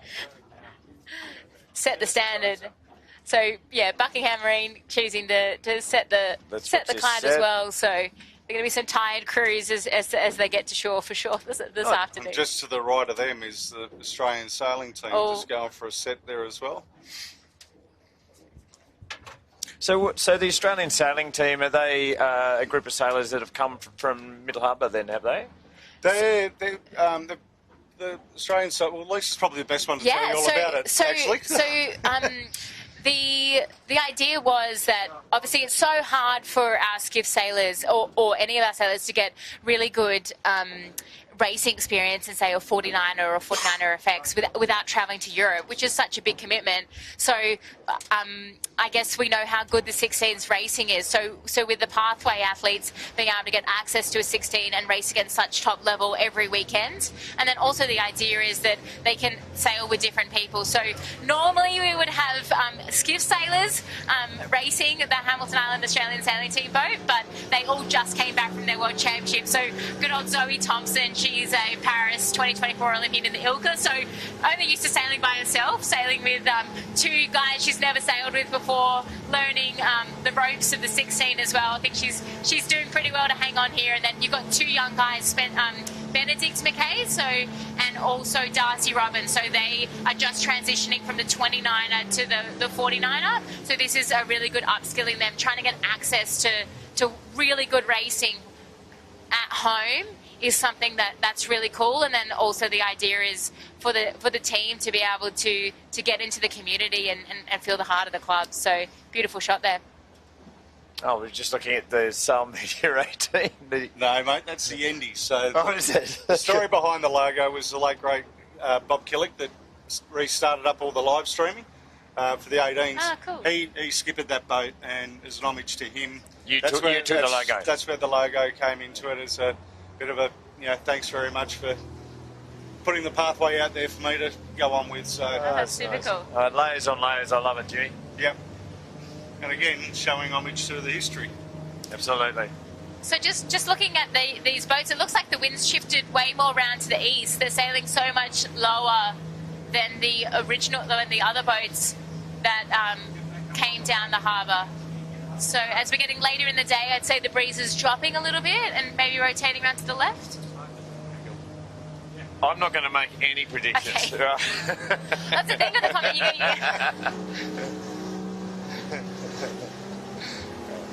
So the concept of the Australian team then is that come from Mal, or who's sort of? Yeah, so Mal Capage obviously was an Olympian himself.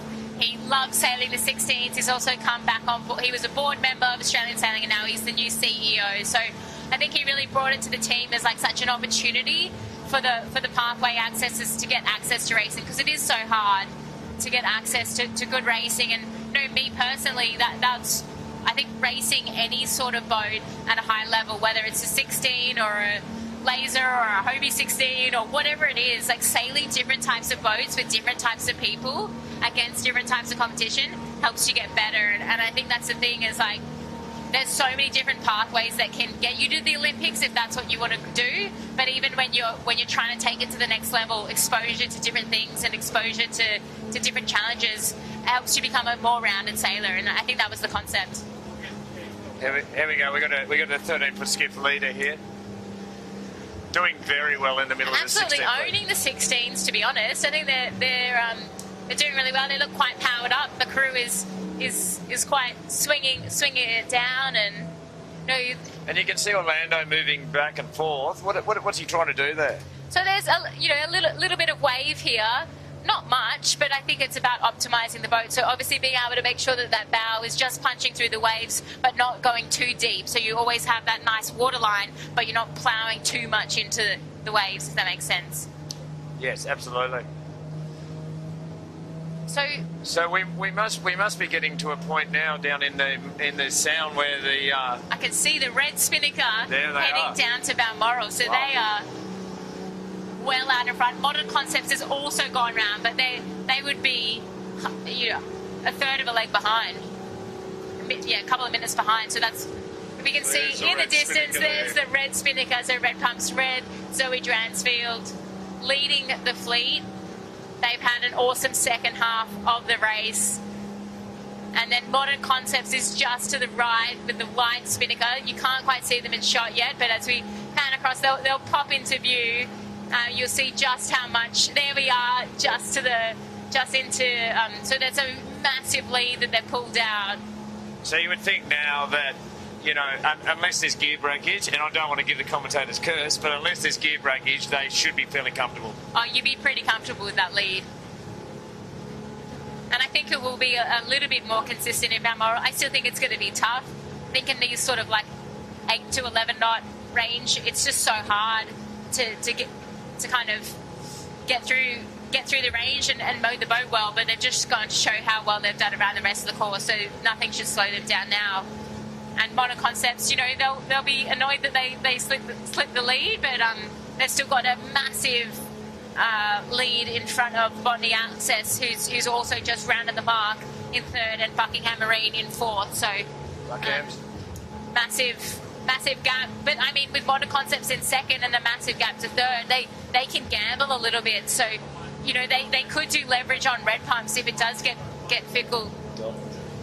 Because we have dolphins in the harbour. Dolphins left. Just here to the left. Just behind the yacht there, we got a pot of dolphins getting excited, wanting to get on camera as well. I feel like a small kid. There's a bird. If only there were dolphins around with Knowles racing you. Dolphins, dolphins. Would have distracted you. I would have got more titles. I worked it all out now. But yeah, what I was saying is, so because Modern Concepts has such a good lead over third, they can play probably a more high-risk game if they want to go for the win. So when you say that, what are they going to do then to try and create something? So they could maybe play a more high-risk game. So they can basically, if they think there's something, rather than maybe go the same direction as red pumps. They can split from red pumps, red, try create leverage and find something. But, you know, the thing with sailing is unless you see it, it's not really worth going for it.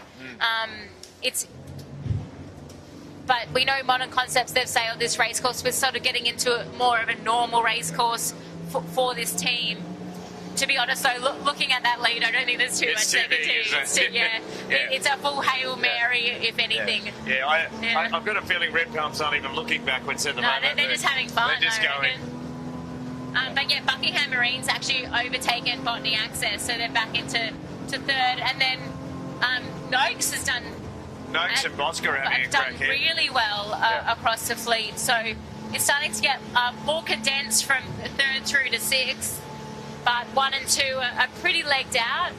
But we're back in the sound now. The waves, you know, it's getting quite bumpy. I guess sailing in the swell downwind is pretty fun though, Clint.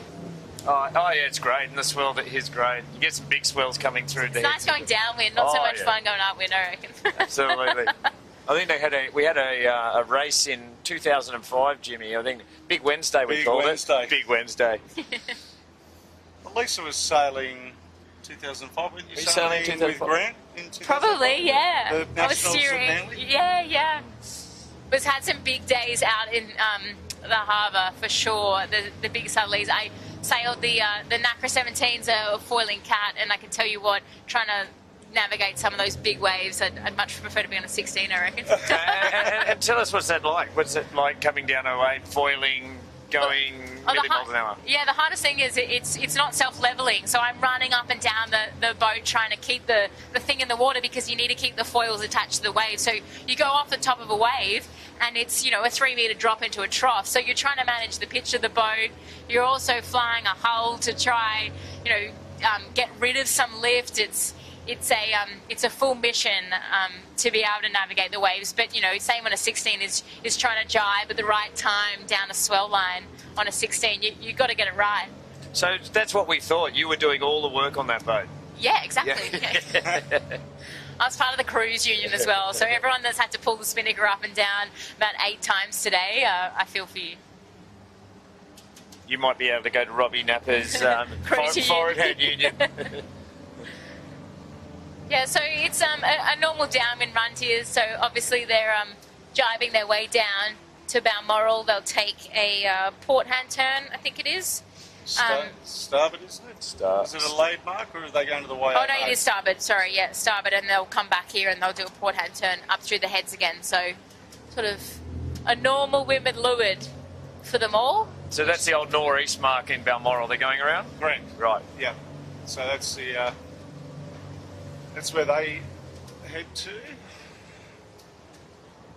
which we call it the Balmoral mark, but I think it's traditionally known as the Edwards mark or something like that. According to the course, is the Rocky Point. Rocky Point. There you go. I have never heard that. I knew it had. Me neither. I knew it had another name.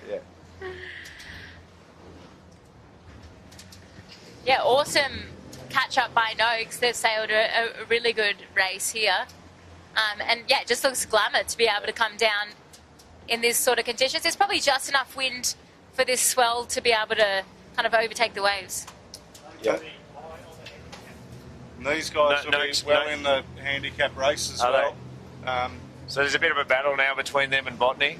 Yeah, but like this Noakes boat, like this will be a walk in the park for them here. Like run out tide nor'easters down at the river. It's a real stand-up, smack bang crash sort of day down there. These guys will just be going, these aren't waves, this is just like powerboat wash. Yeah. So, whereas the guys from Belmont will be going, they'll be knee knocking. They'll be knee knocking. It's all relative, right?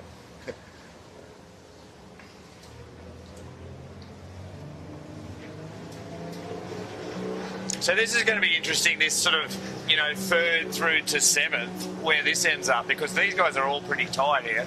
It's a real battle, and I think one thing that you got to be careful not to get caught out on it, is that, you know, whilst it's sort of like this easterly breeze that's shifted around from a southeaster, is that it's not like a normal nor'east course, right, which is our traditional course. So your little nuances, you know, you hit that point and you get that shift. It's not quite that. It's more a gusty day, I would say. So they're going to try I guess, find the best breeze. It's not sort of like a soldier's course that we're all kind of used to. So it will be a real battle. There's a little bit of boat speed, work here between Noakes and Botany Access, and you can see we were talking before about crew working the boat.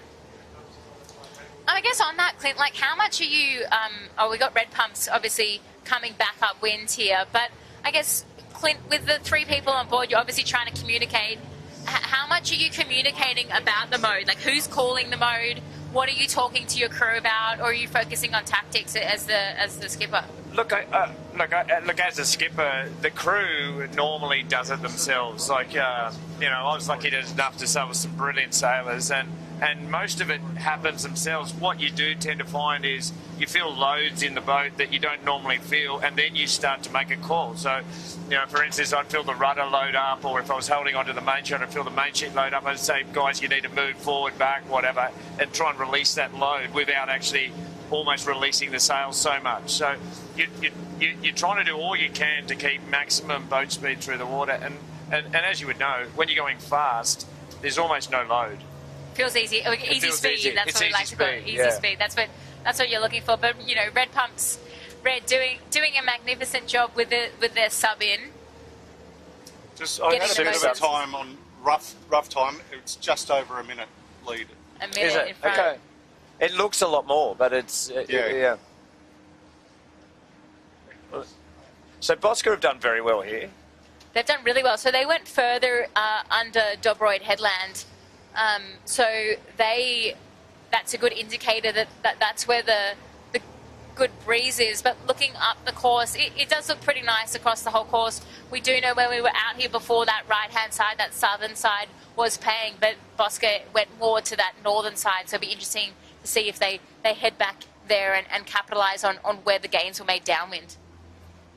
There's also a little bit more tide probably now coming in. A little bit more tide, definitely. And we know it loves to rip around Middle Head, so maybe they'll try to stay a little bit away from that. But looks like, Red Pumps is going to go get as close to Grotto and get that nice little lift up the shoreline there. Yep, out of the tide. And generally speaking, they're going towards Manly. That's a win. Yeah, exactly. They're on the home stretch, so they're going to go back up to that red mark in the middle of the Sound, and then it's a left-hand turn into Manly Cove, which will probably just be sort of like a reach. I don't know whether we'll see them set the kite again, but the breeze is slowly shifting around to the left, so I don't imagine that we would see them setting a kite. But Modern Concepts Construction is coming upwind now. Whether they've got upwind speed, I guess that's the thing. Like, you just got to try get every single inch out of the boat possible. But so if you were on Modern now, would you be thinking about the leader, or would you start to be thinking about who's behind you? I think they got a big enough lead from third right now that I would be trying to work out how I'm going to overtake these guys. I think you're always keeping one eye on the guys behind you, but right now, knowing Chris Williams, he'll be finding pretty hard. Yeah. He's like Slingsby. He doesn't want to come second. No, they're going to hate that I say this, but the redheads don't want to come second. I wasn't going to mention the mist either, Lisa. No miss today. Slingers will be happy. Yeah, I think it's awesome to see, Zoe doing so well. She's had a great sort of last 12 months on the skiffs. And well, last weekend she sailed phenomenally, and she was over at the start. Yeah, she got black flag. She disqualified. did. Yeah, it was so disappointing because she did sail a great race. She sailed a fabulous race. And then the week before, won the first day of the club championship on Big Rig with Little Spinnaker. Oh, so, cool! Yeah. She's doing amazing things. She's doing it all. Super talented, and she also came through the 13s, right? So she's transitioned so well to 16s. Here we go, rolling into attack, protecting this left-hand side. I think not getting too close to Middle Head is a good call. Oh no! Oh no! We said Just to the left. We shot. we said Oh, earlier. he did bail out. He's bailed out. We did say earlier though, there's a few people out here that might not know the rules, and I tell you what, and we said red pumps could only do wrong if something bad happened. Just giving him a wave. Yeah. They should be able to ride that pretty well actually. So that was a nice little 360 by the motorboat. So on the Shippo scale, how do you reckon he'd rate the kumquat there, Lisa? Oh, that was a good avoidance by that motorboat, but yeah. You'd be holding your breath for a second on red pumps there. Oh, absolutely. That's why I was like, oh no, I couldn't even finish my sentence.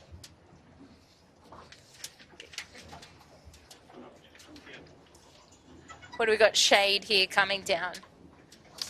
Yes. Shade to order. Tom Burton. Shade to order going very, very well at Belmont Scott this Beebe year, and Joel Skelton. but, yeah, maybe not their day today. So Eric Storage, they're doing pretty well out here for them. They should, they should know this. They're a Middle Harbour boat. So- Tinny, I think the sponsor's out here too.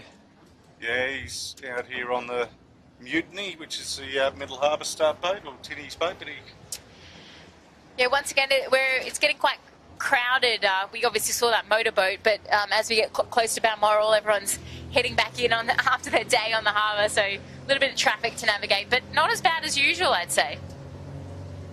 Not considering what they've just dealt with, but I think Modern Concepts Construction has had actually a really nice upwind. I'd say they've actually closed the gap a little bit. Maybe they've got a little bit more boat speed coming up here.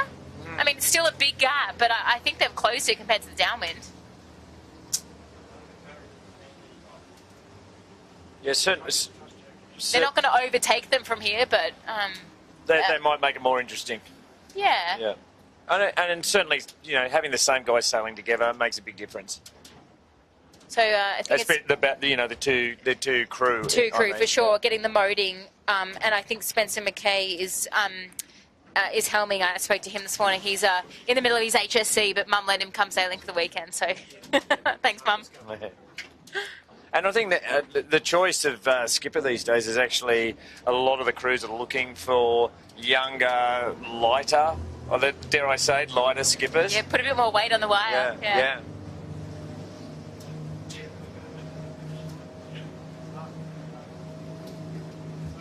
So just looking up to North Head at the moment, about that midfield, skiffs coming down in beautiful breeze. Amazing drone shot as well. You can see nice little swell lines rolling through the harbour. Nothing big, but really nice to ride on the downwinds.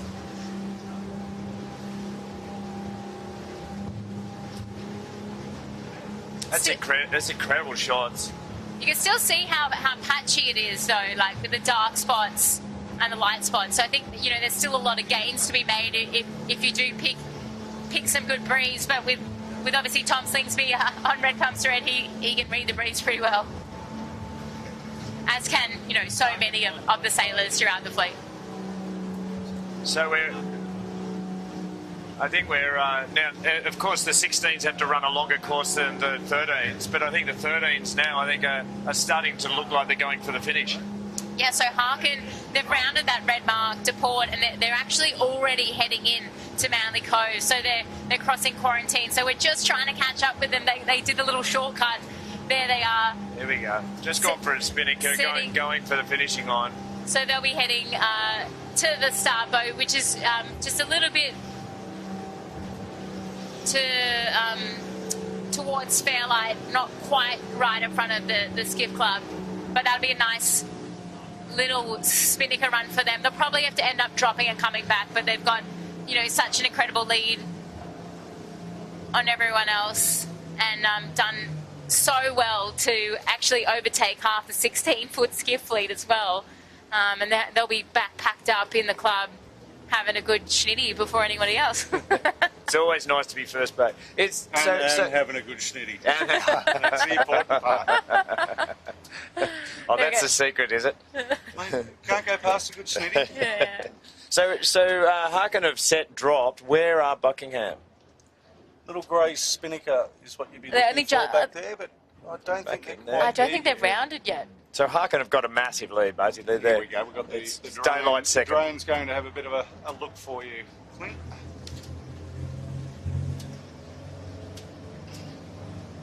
Isn't that amazing? Guys, you just do such a great job with the footage here. It's incredible. And unlike Bathurst, where you can have cameras on the track and everywhere you go, you can't do that, Jimmy. You've got to... How do you do it? How do you bring this coverage? Duck and weave, mate, is how we do it. It's all a bit of magic, and there's a little bit to it, and it's quite intricate on how it all gets out there onto the different platforms and so forth like that. You know, like we do work for the people that bring you Bathurst as well, but for the Sydney to Hobart race, and there's other bits and pieces that we do. But yeah, like it's very hard. Like, you know, we're not sitting in an OB truck. This is our OB truck out on the harbour. That's an outside broadcast truck for those at home. But you know, the commentators are here right in the middle of it all. You know, it's pretty cool. It's cool little office to have. And what have you got going here? You've got, you know, there's obviously, you've got 2 boats out today. You've got cameras. Where are the cameras? What's happening? Cameras are rooftop mounted, 360-degree gyro stabilising cameras. We've got drones that operate off the back of the boat here. Yeah, so, you know, like, there's a lot going on. We've got the commentators' camera that, you know, at least are coming along. We wouldn't use today because it's not not for our 2 bullheads, but bring Lisa into it. It's always a joy. As we said, she raised the IQ seriously by coming onto the boat. IQ, looks, you know, everything. It's just gone skyrocketing. So, and then we have a system that talks to the other boat to get the camera feed back from there to here. So, you know, like, unlike, as you say, Bathurst, where they run cables everywhere, we're relying on satellites and bits and pieces to make this all come together. And trying to work around Mother Nature. Trying to work around Mother Nature.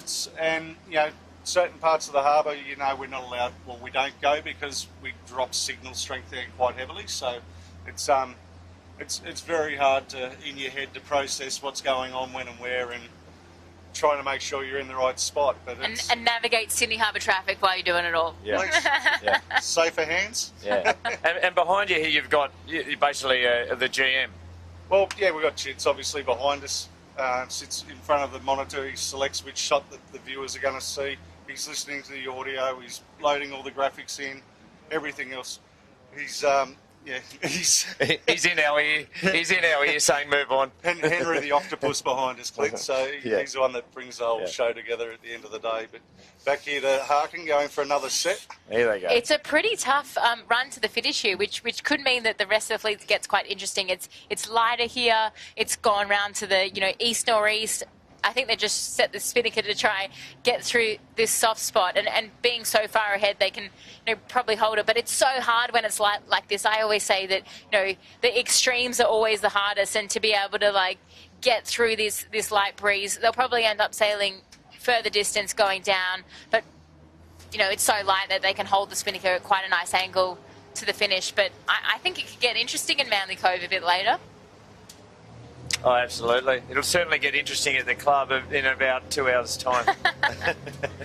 But yeah, such incredible work by this young team. I know that Heidi was sailing with somebody else, and Orlando's jumped back on board, so they've got the dream team back together and really shown how good they sail together. So you can see full swing there, coming into the finish, a little bit overpowered, but they should be able to make this a little bit lighter breeze. We'll get them there, so they should get the horn across the line. And yeah, awesome work. And the prize money for the 13s is quite substantial. I believe it is, yeah, on a handicap, definitely. Yeah. I think the way that they've tried to promote this race in particular, Clint, is more prize money on handicap to attract more people and more teams to this race. And handicap is obviously corrected time, so based on your and bang. There we go. There we go. Harkin. Congratulations. Heidi and Orlando winning the 13-foot skiff division of the Port Jackson Championship. So well done to them. Awesome job. And yeah, as I was just mentioning, handicap is corrected time. So you kind of know how many minutes you need to beat another boat by. So within the race, there's so many battles, but every second, every minute counts throughout the race. So it's kind of cool because you kind of have an idea of where you're coming, but you don't quite know until you get back to the club and you see how everyone else has gone. And it gives everyone a chance. Everyone has a chance. Even if you're not a scratch boat, you have a chance to win. Which is fabulous. It's a great way of doing it. much like other sports, golf. Oh, here we go. We've been given it. You read that. I can't read it. All right, so we have the Port Jackson prize money. So for the 13-foot skiffs on scratch is $250. In a handicap, it's $800. So Wow. as you were saying, it's more skewed. Second, let's go scratch is $200, $150, $175, and then handicap goes all the way down to 10. So $800, $600, $500, $450, $400, $350. So awesome for the 13s. We've got Buckingham Marine coming, so they'll be collecting second prize on scratch. And then if we look over to the 16-foot skiff prize money, on scratch you get $500, but handicap is $2,500, and that goes all the way down to 10. So actually, no, it pays out to 50th in the 16-foot Wow. skiffs and pays out to 25th in the 13. So awesome to be able to, put that money back into the sailors. Buckingham Marine, so not too far behind. So I'm not sure what everyone's handicap is on 13, but quite a big gap to the next one. So They've had a great race, the Buckingham. really good. You can see that we're not on them right now, but they're bending their knees and navigating this swell. They've got really nice breeze as well. It looks like we might have a retirement up retirement. It's Avalina. there. Yeah. That's Angus Wheatley, Blake Wilson, and Lachlan Wheatley. So they've look like they're pulling out. So one of the crew, I believe, on that boat flies in from Brisbane each Wow. week to sail. Wow, that's commitment. Just love sailing at Manly. There you How much got it it. means to people. Yeah. Like, you got to agree though, Lisa. Every time you fly into Sydney, it's the most beautiful spot, right? Oh, 100%. I spend half the year away, but every time I come home, it's the best place on earth. So Yeah. happy to be here. Maybe he just comes down for the schnitzel.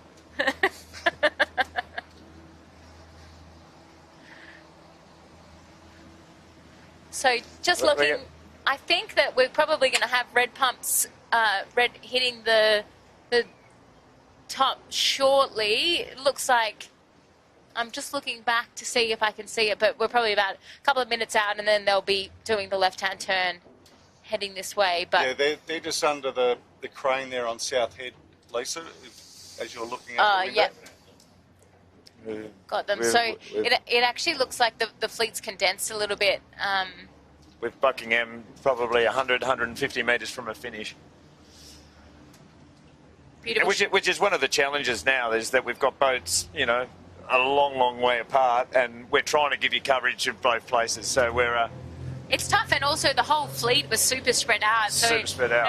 Hard to see everyone, but as they round these last marks and head towards the finish, we'll hopefully pick a few more up. But red pumps red there, they've just tacked over onto starboard. They'll probably be on lay for that top mark now, left-hand turn, and then they've got to navigate into Manly Cove. It looks like not having a spinnaker at the beginning and setting it at the end, but that's been a tough call throughout the whole race. So once again, they're probably kite up, kite down to get to the finish. But, they look really comfortable in the lead there. I think Modern Concepts has probably actually lost a fair bit through that upwind leg, but they still look like they're in second. So they're probably looking at protecting lead. second now. Yeah. And we've got another 13 coming up when they're in third. So You have a racetrack like a marathon, and there's boats basically all over the harbour. So it's quite challenging, I can imagine, to bring coverage from right across the harbour. It is, mate. You don't have enough drones. It's not enough.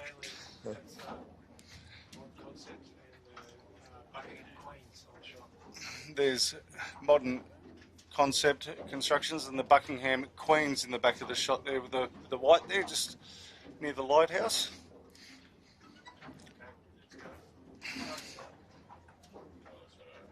It's been a tough course. Obviously, this course is probably designed for a beautiful nor'easter, but to have a east, south, east, northeasterly throughout the race has been a real challenge, which is probably why it's become so spread out. Normally, I guess if it's a little bit more consistent, it would be a little bit more simple for everyone, but the losses were super painful and the gains were massive. So, and as you said on the first work, they don't get to do anything twice. yeah. So it's really hard to learn from your mistakes. So red pumps They're coming across. They've got, a massive lead. But it looks like, it looks a bit confusing because we still have other 16s that are approaching that mark, but they've still got to go down into Balmoral and come all the way back up to this mark. So incredible amount of distance that they've pulled out across the entire fleet. So and they're the sort of boats that they're maybe getting lappy who will be thinking about the handicap. 100%. Which is cool. There's always so many races within the race. We've got 13. We're just picking up here off the...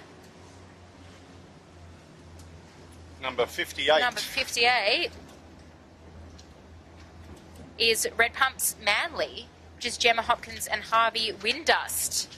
So they're coming in on third. So bit of distance between them, but awesome job by them. And then behind them, we've got the Kitchen Maker, Taylor Lees and Oliver Barrett. And they're going for a Going for the spinnaker. Good on you. So, yeah, a bit of a tight battle here because we've got third, fourth and fifth. Pretty close. There's a yellow spinnaker. I'm in the background of that shot there, the 13. Oh, yeah, it's going to get really tight with the 13s. And this yellow spinnaker that we're going to go past, I'd have it a guess potentially, is it number 41? So number 41 is Botany Scaffold, Levi Windust and Cooper. Oh, 541. 541. I'm confused with that one. Yeah. Sorry, guys. Yeah. Well, it could be Botany Access or Botany Scaffold, so take your pick. Botany Access needs to lift their game when it comes to sign writing on that sub. Well, I think it was us having a go at you after week one in the club championship. That's league. Some signage has appeared on the fluid building. I'm going to rectify that now. Oh, here we go. We've got our leader of the Port Jackson Championship, Red Pumps Red. We've got Zoe Dransfield on the helm. You got Tom Slingsby on the sheet, and we've got Jamie Stoddart out at the bow, earning his money today, that's for sure. He's definitely earning his money today. Yeah. And feeling the pressure of having Tom beside you. No pressure. Just a Sail GP champion, Olympic gold medalist, Moth World champion, name a few. Every time he goes for a spinnaker set, he hears the click of the stopwatch starting behind him. What's his tennis career though, Lisa? Because he had the choice, remember? He had to pick between tennis and sailing. He was good at both, but I think he'd probably be pretty happy that he chose sailing. But I think, the cool thing about Tom is he just loves sailing. He loves representing Australia as well. I forgot to mention that he also won an America's Cup. So, he's done a few good things. He's all right. And he's almost about to win the Port Jackson Championship. He's just got to hold it together. Yeah. No pressure, Tom. This is the most prestigious in all his wins, right, Lisa? Yeah. How cool is that to be able to do all those things and jump on board and be part of, just the community. I think that's the coolest thing about the Skiff Club and the 16s is pretty cool community, and racing is still super intense that you want to be part of it. And Tom, much like yourself, Lisa, have got a lot of time for all the kids and that. They come up to you and I sit back and see it at all different events that I work with you particularly, and obviously with Tom. And it's incredible just how much time that they give to the young kids. It's just great to see that, none of, especially for Tom's long-winded wind sheet of everything. None of it's gone to his head, unlike some other people around the world that definitely it soaked in a little bit too deep for them. Yeah, Tom also, he just is so passionate about the sport, and when I just... Oh, hang on. We spoke too soon. We said anything can happen, but, big lull there, little bit of dragging in the water. Just getting a little bit too hot from all those spinnaker sets, but they're back up and ripping now. But we've got to be careful. It's not over till it's over.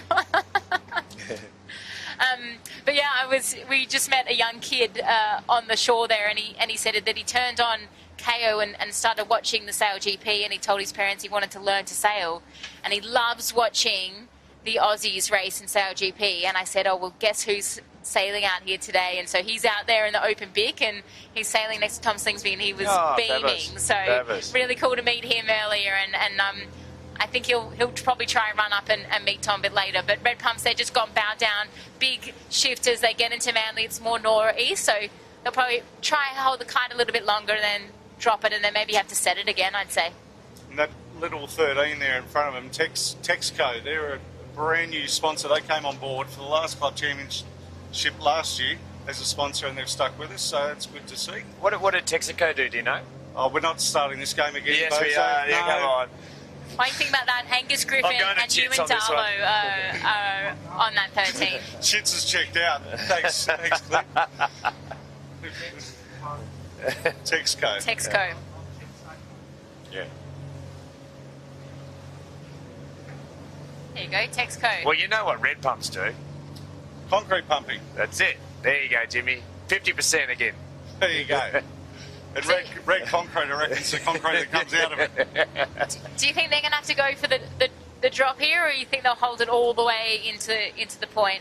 I think you'd hold it all the way, or as close as you can to that reef beach point there, just to give you a bit of an angle to get back up to the boat, rather than in that sort of the doldrums. The doldrums there off the skiff club side, and here they go. Here we go. They go for the drop. Modern Concept Constructions is coming down. They are quite far behind, but you know this timing of the spinnaker could be everything. But looks like they're the similar wind direction as Red Pump, so they'll probably have to bring it all the way down as well and drop at the same point. So, you know, Red Pumps will be looking ahead at the moment. I don't think they can do much to protect. It's basically a straight run in, so not much tactics at play. It's all about just not hitting the water in the lulls, as we saw. Just staying in the breeze.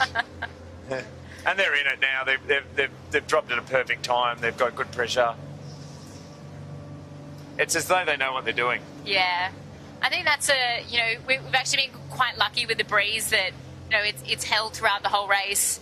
It's obviously shifted. They've had to do probably a little bit more upwind than they would have liked, but... Who have we got just about from the 13-foot skiffs about to cross the finishing line? You got the kitchen maker who's up there. Were they running fourth, was it? So third and fourth, maybe about to finish? Yep, third and fourth, which was at 58 or whatever. 54. 54. 41. No, you're just yelling numbers at me. By 441, but that was the one that we weren't sure. So, but pretty tight amongst the 13s there. You can see how gusty it is on the screen there as they try do the last couple of 100 metres of the your way across to the line. Exactly. You made it all this way. Yeah. Light. Very happy with their second, that's for sure. Or third, sorry. Third. Buckingham's was second. Yep, but very excited. It's so light and fickle in here. It's tough, but you know, Red Pump's red looking super strong there. Modern Concepts went all the way to pretty much the same drop point, so they're safely in second. But third place in the 16s has gained quite a lot. It'll be a little bit of a battle, but it looks like it's a bit more of a procession here as long as you can navigate through these lulls. So we're right on Red Pumps now. Final stretch, final couple 100 metres to go. You can see how much they're having to move their body weight to navigate through the changing winds right up here in Manly Cove. And Tom working hard on that sheet. Yeah. Good to see him working so hard. Usually he just holds a wheel. Yeah. So.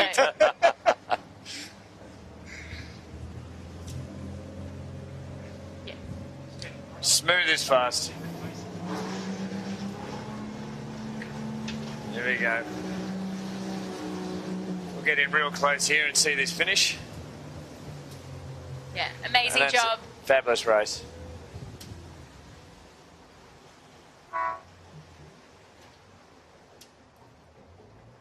Good little smile there. Yeah. Happy days. Yeah. Tom's happy. Got it first. Zoe's stoked as well, as she should be. As she should be. There we go. Your 2025 Port Jackson champions, Red Pumps Red. Zoe Dransfield, take the win. What do you reckon the stat would be, Lisa, on female winner in the 13s and female winner in the 16s in the Port Jackson Championship? Sarah Lee won last year in the 16s. Did so Heidi win the 13s? I'm not sure. That's the one we've got to find out. That'd be That'd cool. be pretty cool either which way. Women have the stamina. That's what I'm hearing. That's it.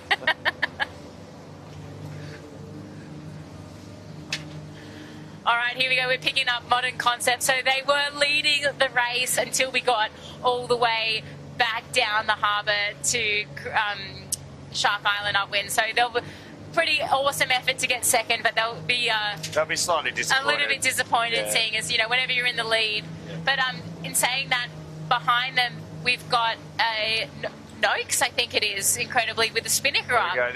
This is getting close. Bosca build. Bosca and Buckingham. Bosca, sorry. This is going to be very, very close.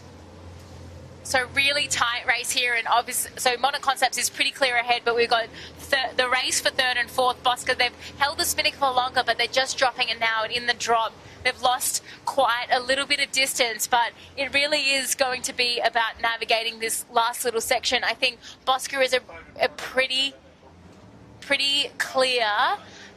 They won't have to tack for the finish. I think Buckingham, as the wind is sort of rotating, they look like they're pretty safe to make the finish as well. So it really is going to be about navigating this really tricky patch of water in terms of the lulls. You can see that they're all in the boat at the moment. And I find this stuff is quite frustrating, Clint, because you're like willing the boat to go forward, but you just doesn't. Yeah, slow as smooth as fast, but all you want to do is go faster. And we're talking about transitions now, you know.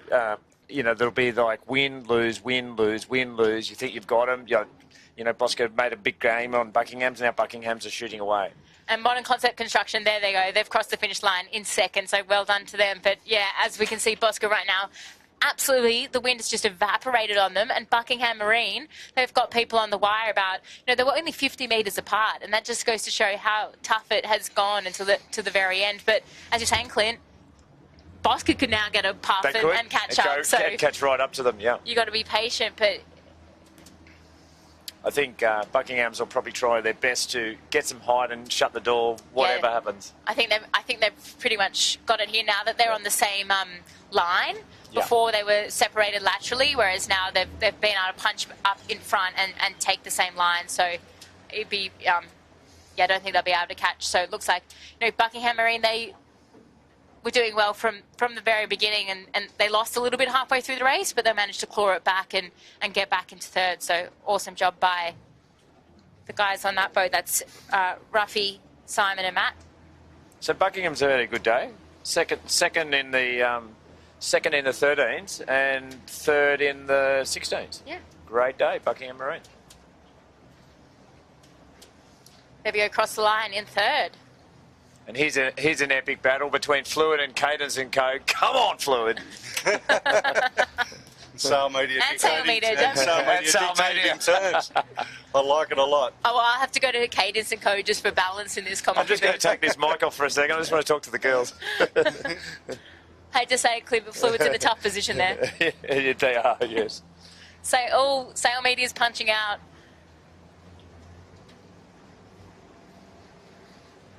What an awesome race, though, around the harbour. It's been a pretty long race. It's been going for almost just over 2 hours now. 2 hours, and they've been all around the harbour, and yet we've got a group of 13s that are like, what is it? Throw a blanket over 5 or 6, we can throw a blanket over them.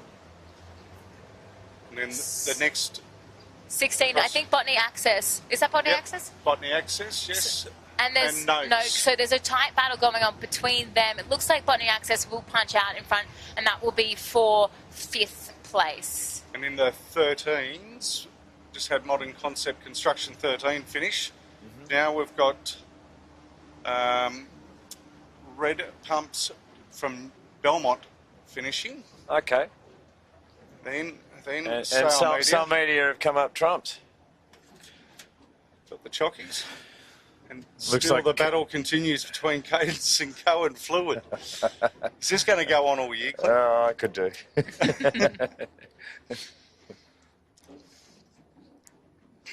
Well, worthy winners there. It's all... So Botany Access coming in here now. And we're right with Noakes. The two, as we suspect, the handicap, probably having a good crack at handicap. It was a big money fight for the handicap here, but yeah, Botany Access just having that, windward advantage. They're just getting that breeze a little bit earlier than Noakes is, and it's also a little bit more favoured towards the boat end, so they'll cross the finish line before Noakes. But Dominoes as well must have had a really nice run down into Balmoral and up, because they're going to come in. I think Botany Access will be in 5th, Noakes will be in 6th, and Dominoes in 7th. Just got a message through from George Sadlick, which is obviously Orlando's dad. Awesome, blah, blah, blah. But good work for the Harkin 2 years in a row. So there you go. There we go. Congratulations, Harkin. Female skippers 2 years in a row for 13s and 16s. Everyone else give up. Yeah. This is a female Women can race. sail. Yeah. Watch out. Yeah. Well, it is awesome. to inspire people to, sail better, go harder. Absolutely. They're the yardstick. You got to have a yardstick for someone to aim at. But I think what you were saying in the beginning, like, it's so awesome to see so many more women in the 13s and the 16s, but then for them also to be doing really well is really encouraging, for some of the girls that might be coming up through the juniors to see that. And I think that's a really special thing about sailing, is women and men can sail together against each other on an equal playing field. And I think that they're just going to show, like, all the women that have won today, that it's possible, and it encourages more to keep going, keep trying, because you can get to the top. You can do it, yeah, absolutely. Here we go. Swell racing and geochemical assessments just crossing the finish line. And to that point, Lisa, I think the only thing that really holds people back is having that encouragement and that confidence. Give them the confidence, they will go on to do great things. 100%. Yeah.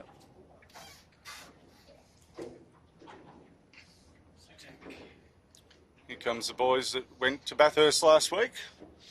Hey, so, Josh was wearing a full suit. Yeah, he gets right into it, Joshy. So don't worry about Josh. These guys will celebrate no matter what. Yeah. Michael Kerner, Josh Ponton, and James Luira Fernandez. Yeah, every day on the water is a celebration.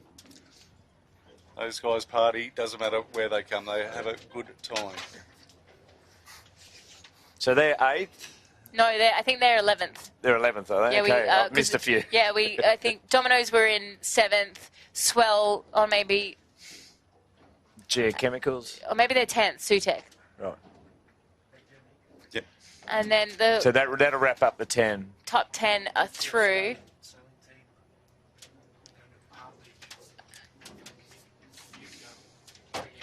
Yeah, so on the Hamilton Island boat there, cheering on the fleet, checking out 16-foot skiff racing.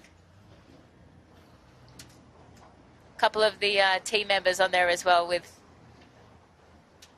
taking the afternoon off training. Coming in now, though. Is this... There we go, we've got the wave, that's Gray Morris. I can see Casey, Elise, giving us the wave.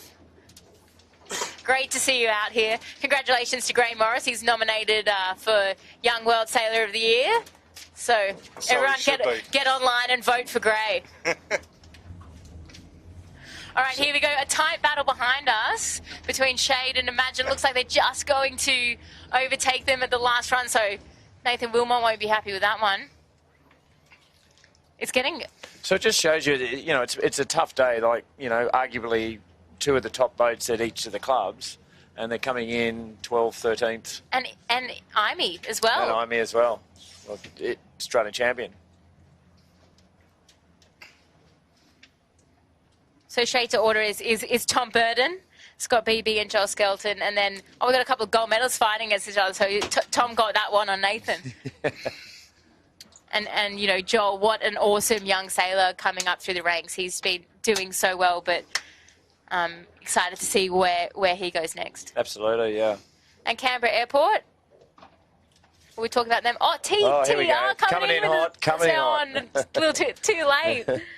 TTR, that's Phil Bauer, Ryan Lindsay, and Richard Nardone. And Canberra Airport, we've got Archie Cropley, Max Paul, and Tom Kunich. And TTR Civil, correct me if I'm wrong, they came up from Wollongong, Illawarra, to now started at St George. St George. So Illawarra, they don't sail the skiffs anymore, unfortunately, Clint. Well, there's one 16 sails there, Nitro, but all the rest of the guys from Illawarra decided to just come up the freeway. It's only a short trip and join the fleet at St George, and St George has actually increased in numbers, believe it or not, in both 16s and 13-foot skiffs down there. So it's great to see that the class itself is slowly but surely on the building again. Yep. So we just had Tribeca across the line. So that's Ben Bradley, Cameron McDonald and Rory Cox. And just about to cross now, we've got Rattling Communications. So a Belmont boat, Michael Babbage, Michael Brown and Jordan Macon. Be happy to be done, I reckon. Absolutely.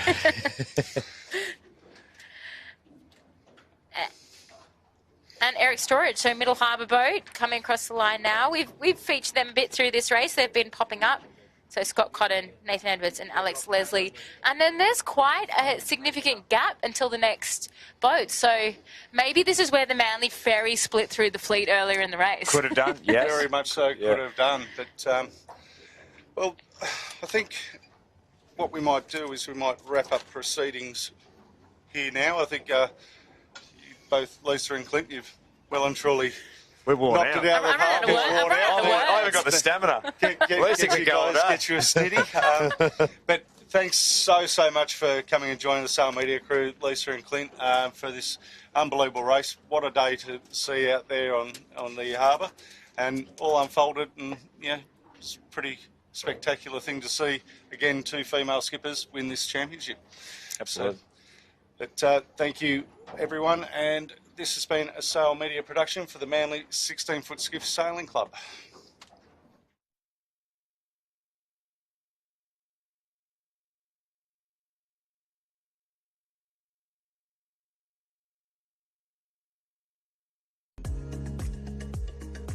Are your kids ready to sail?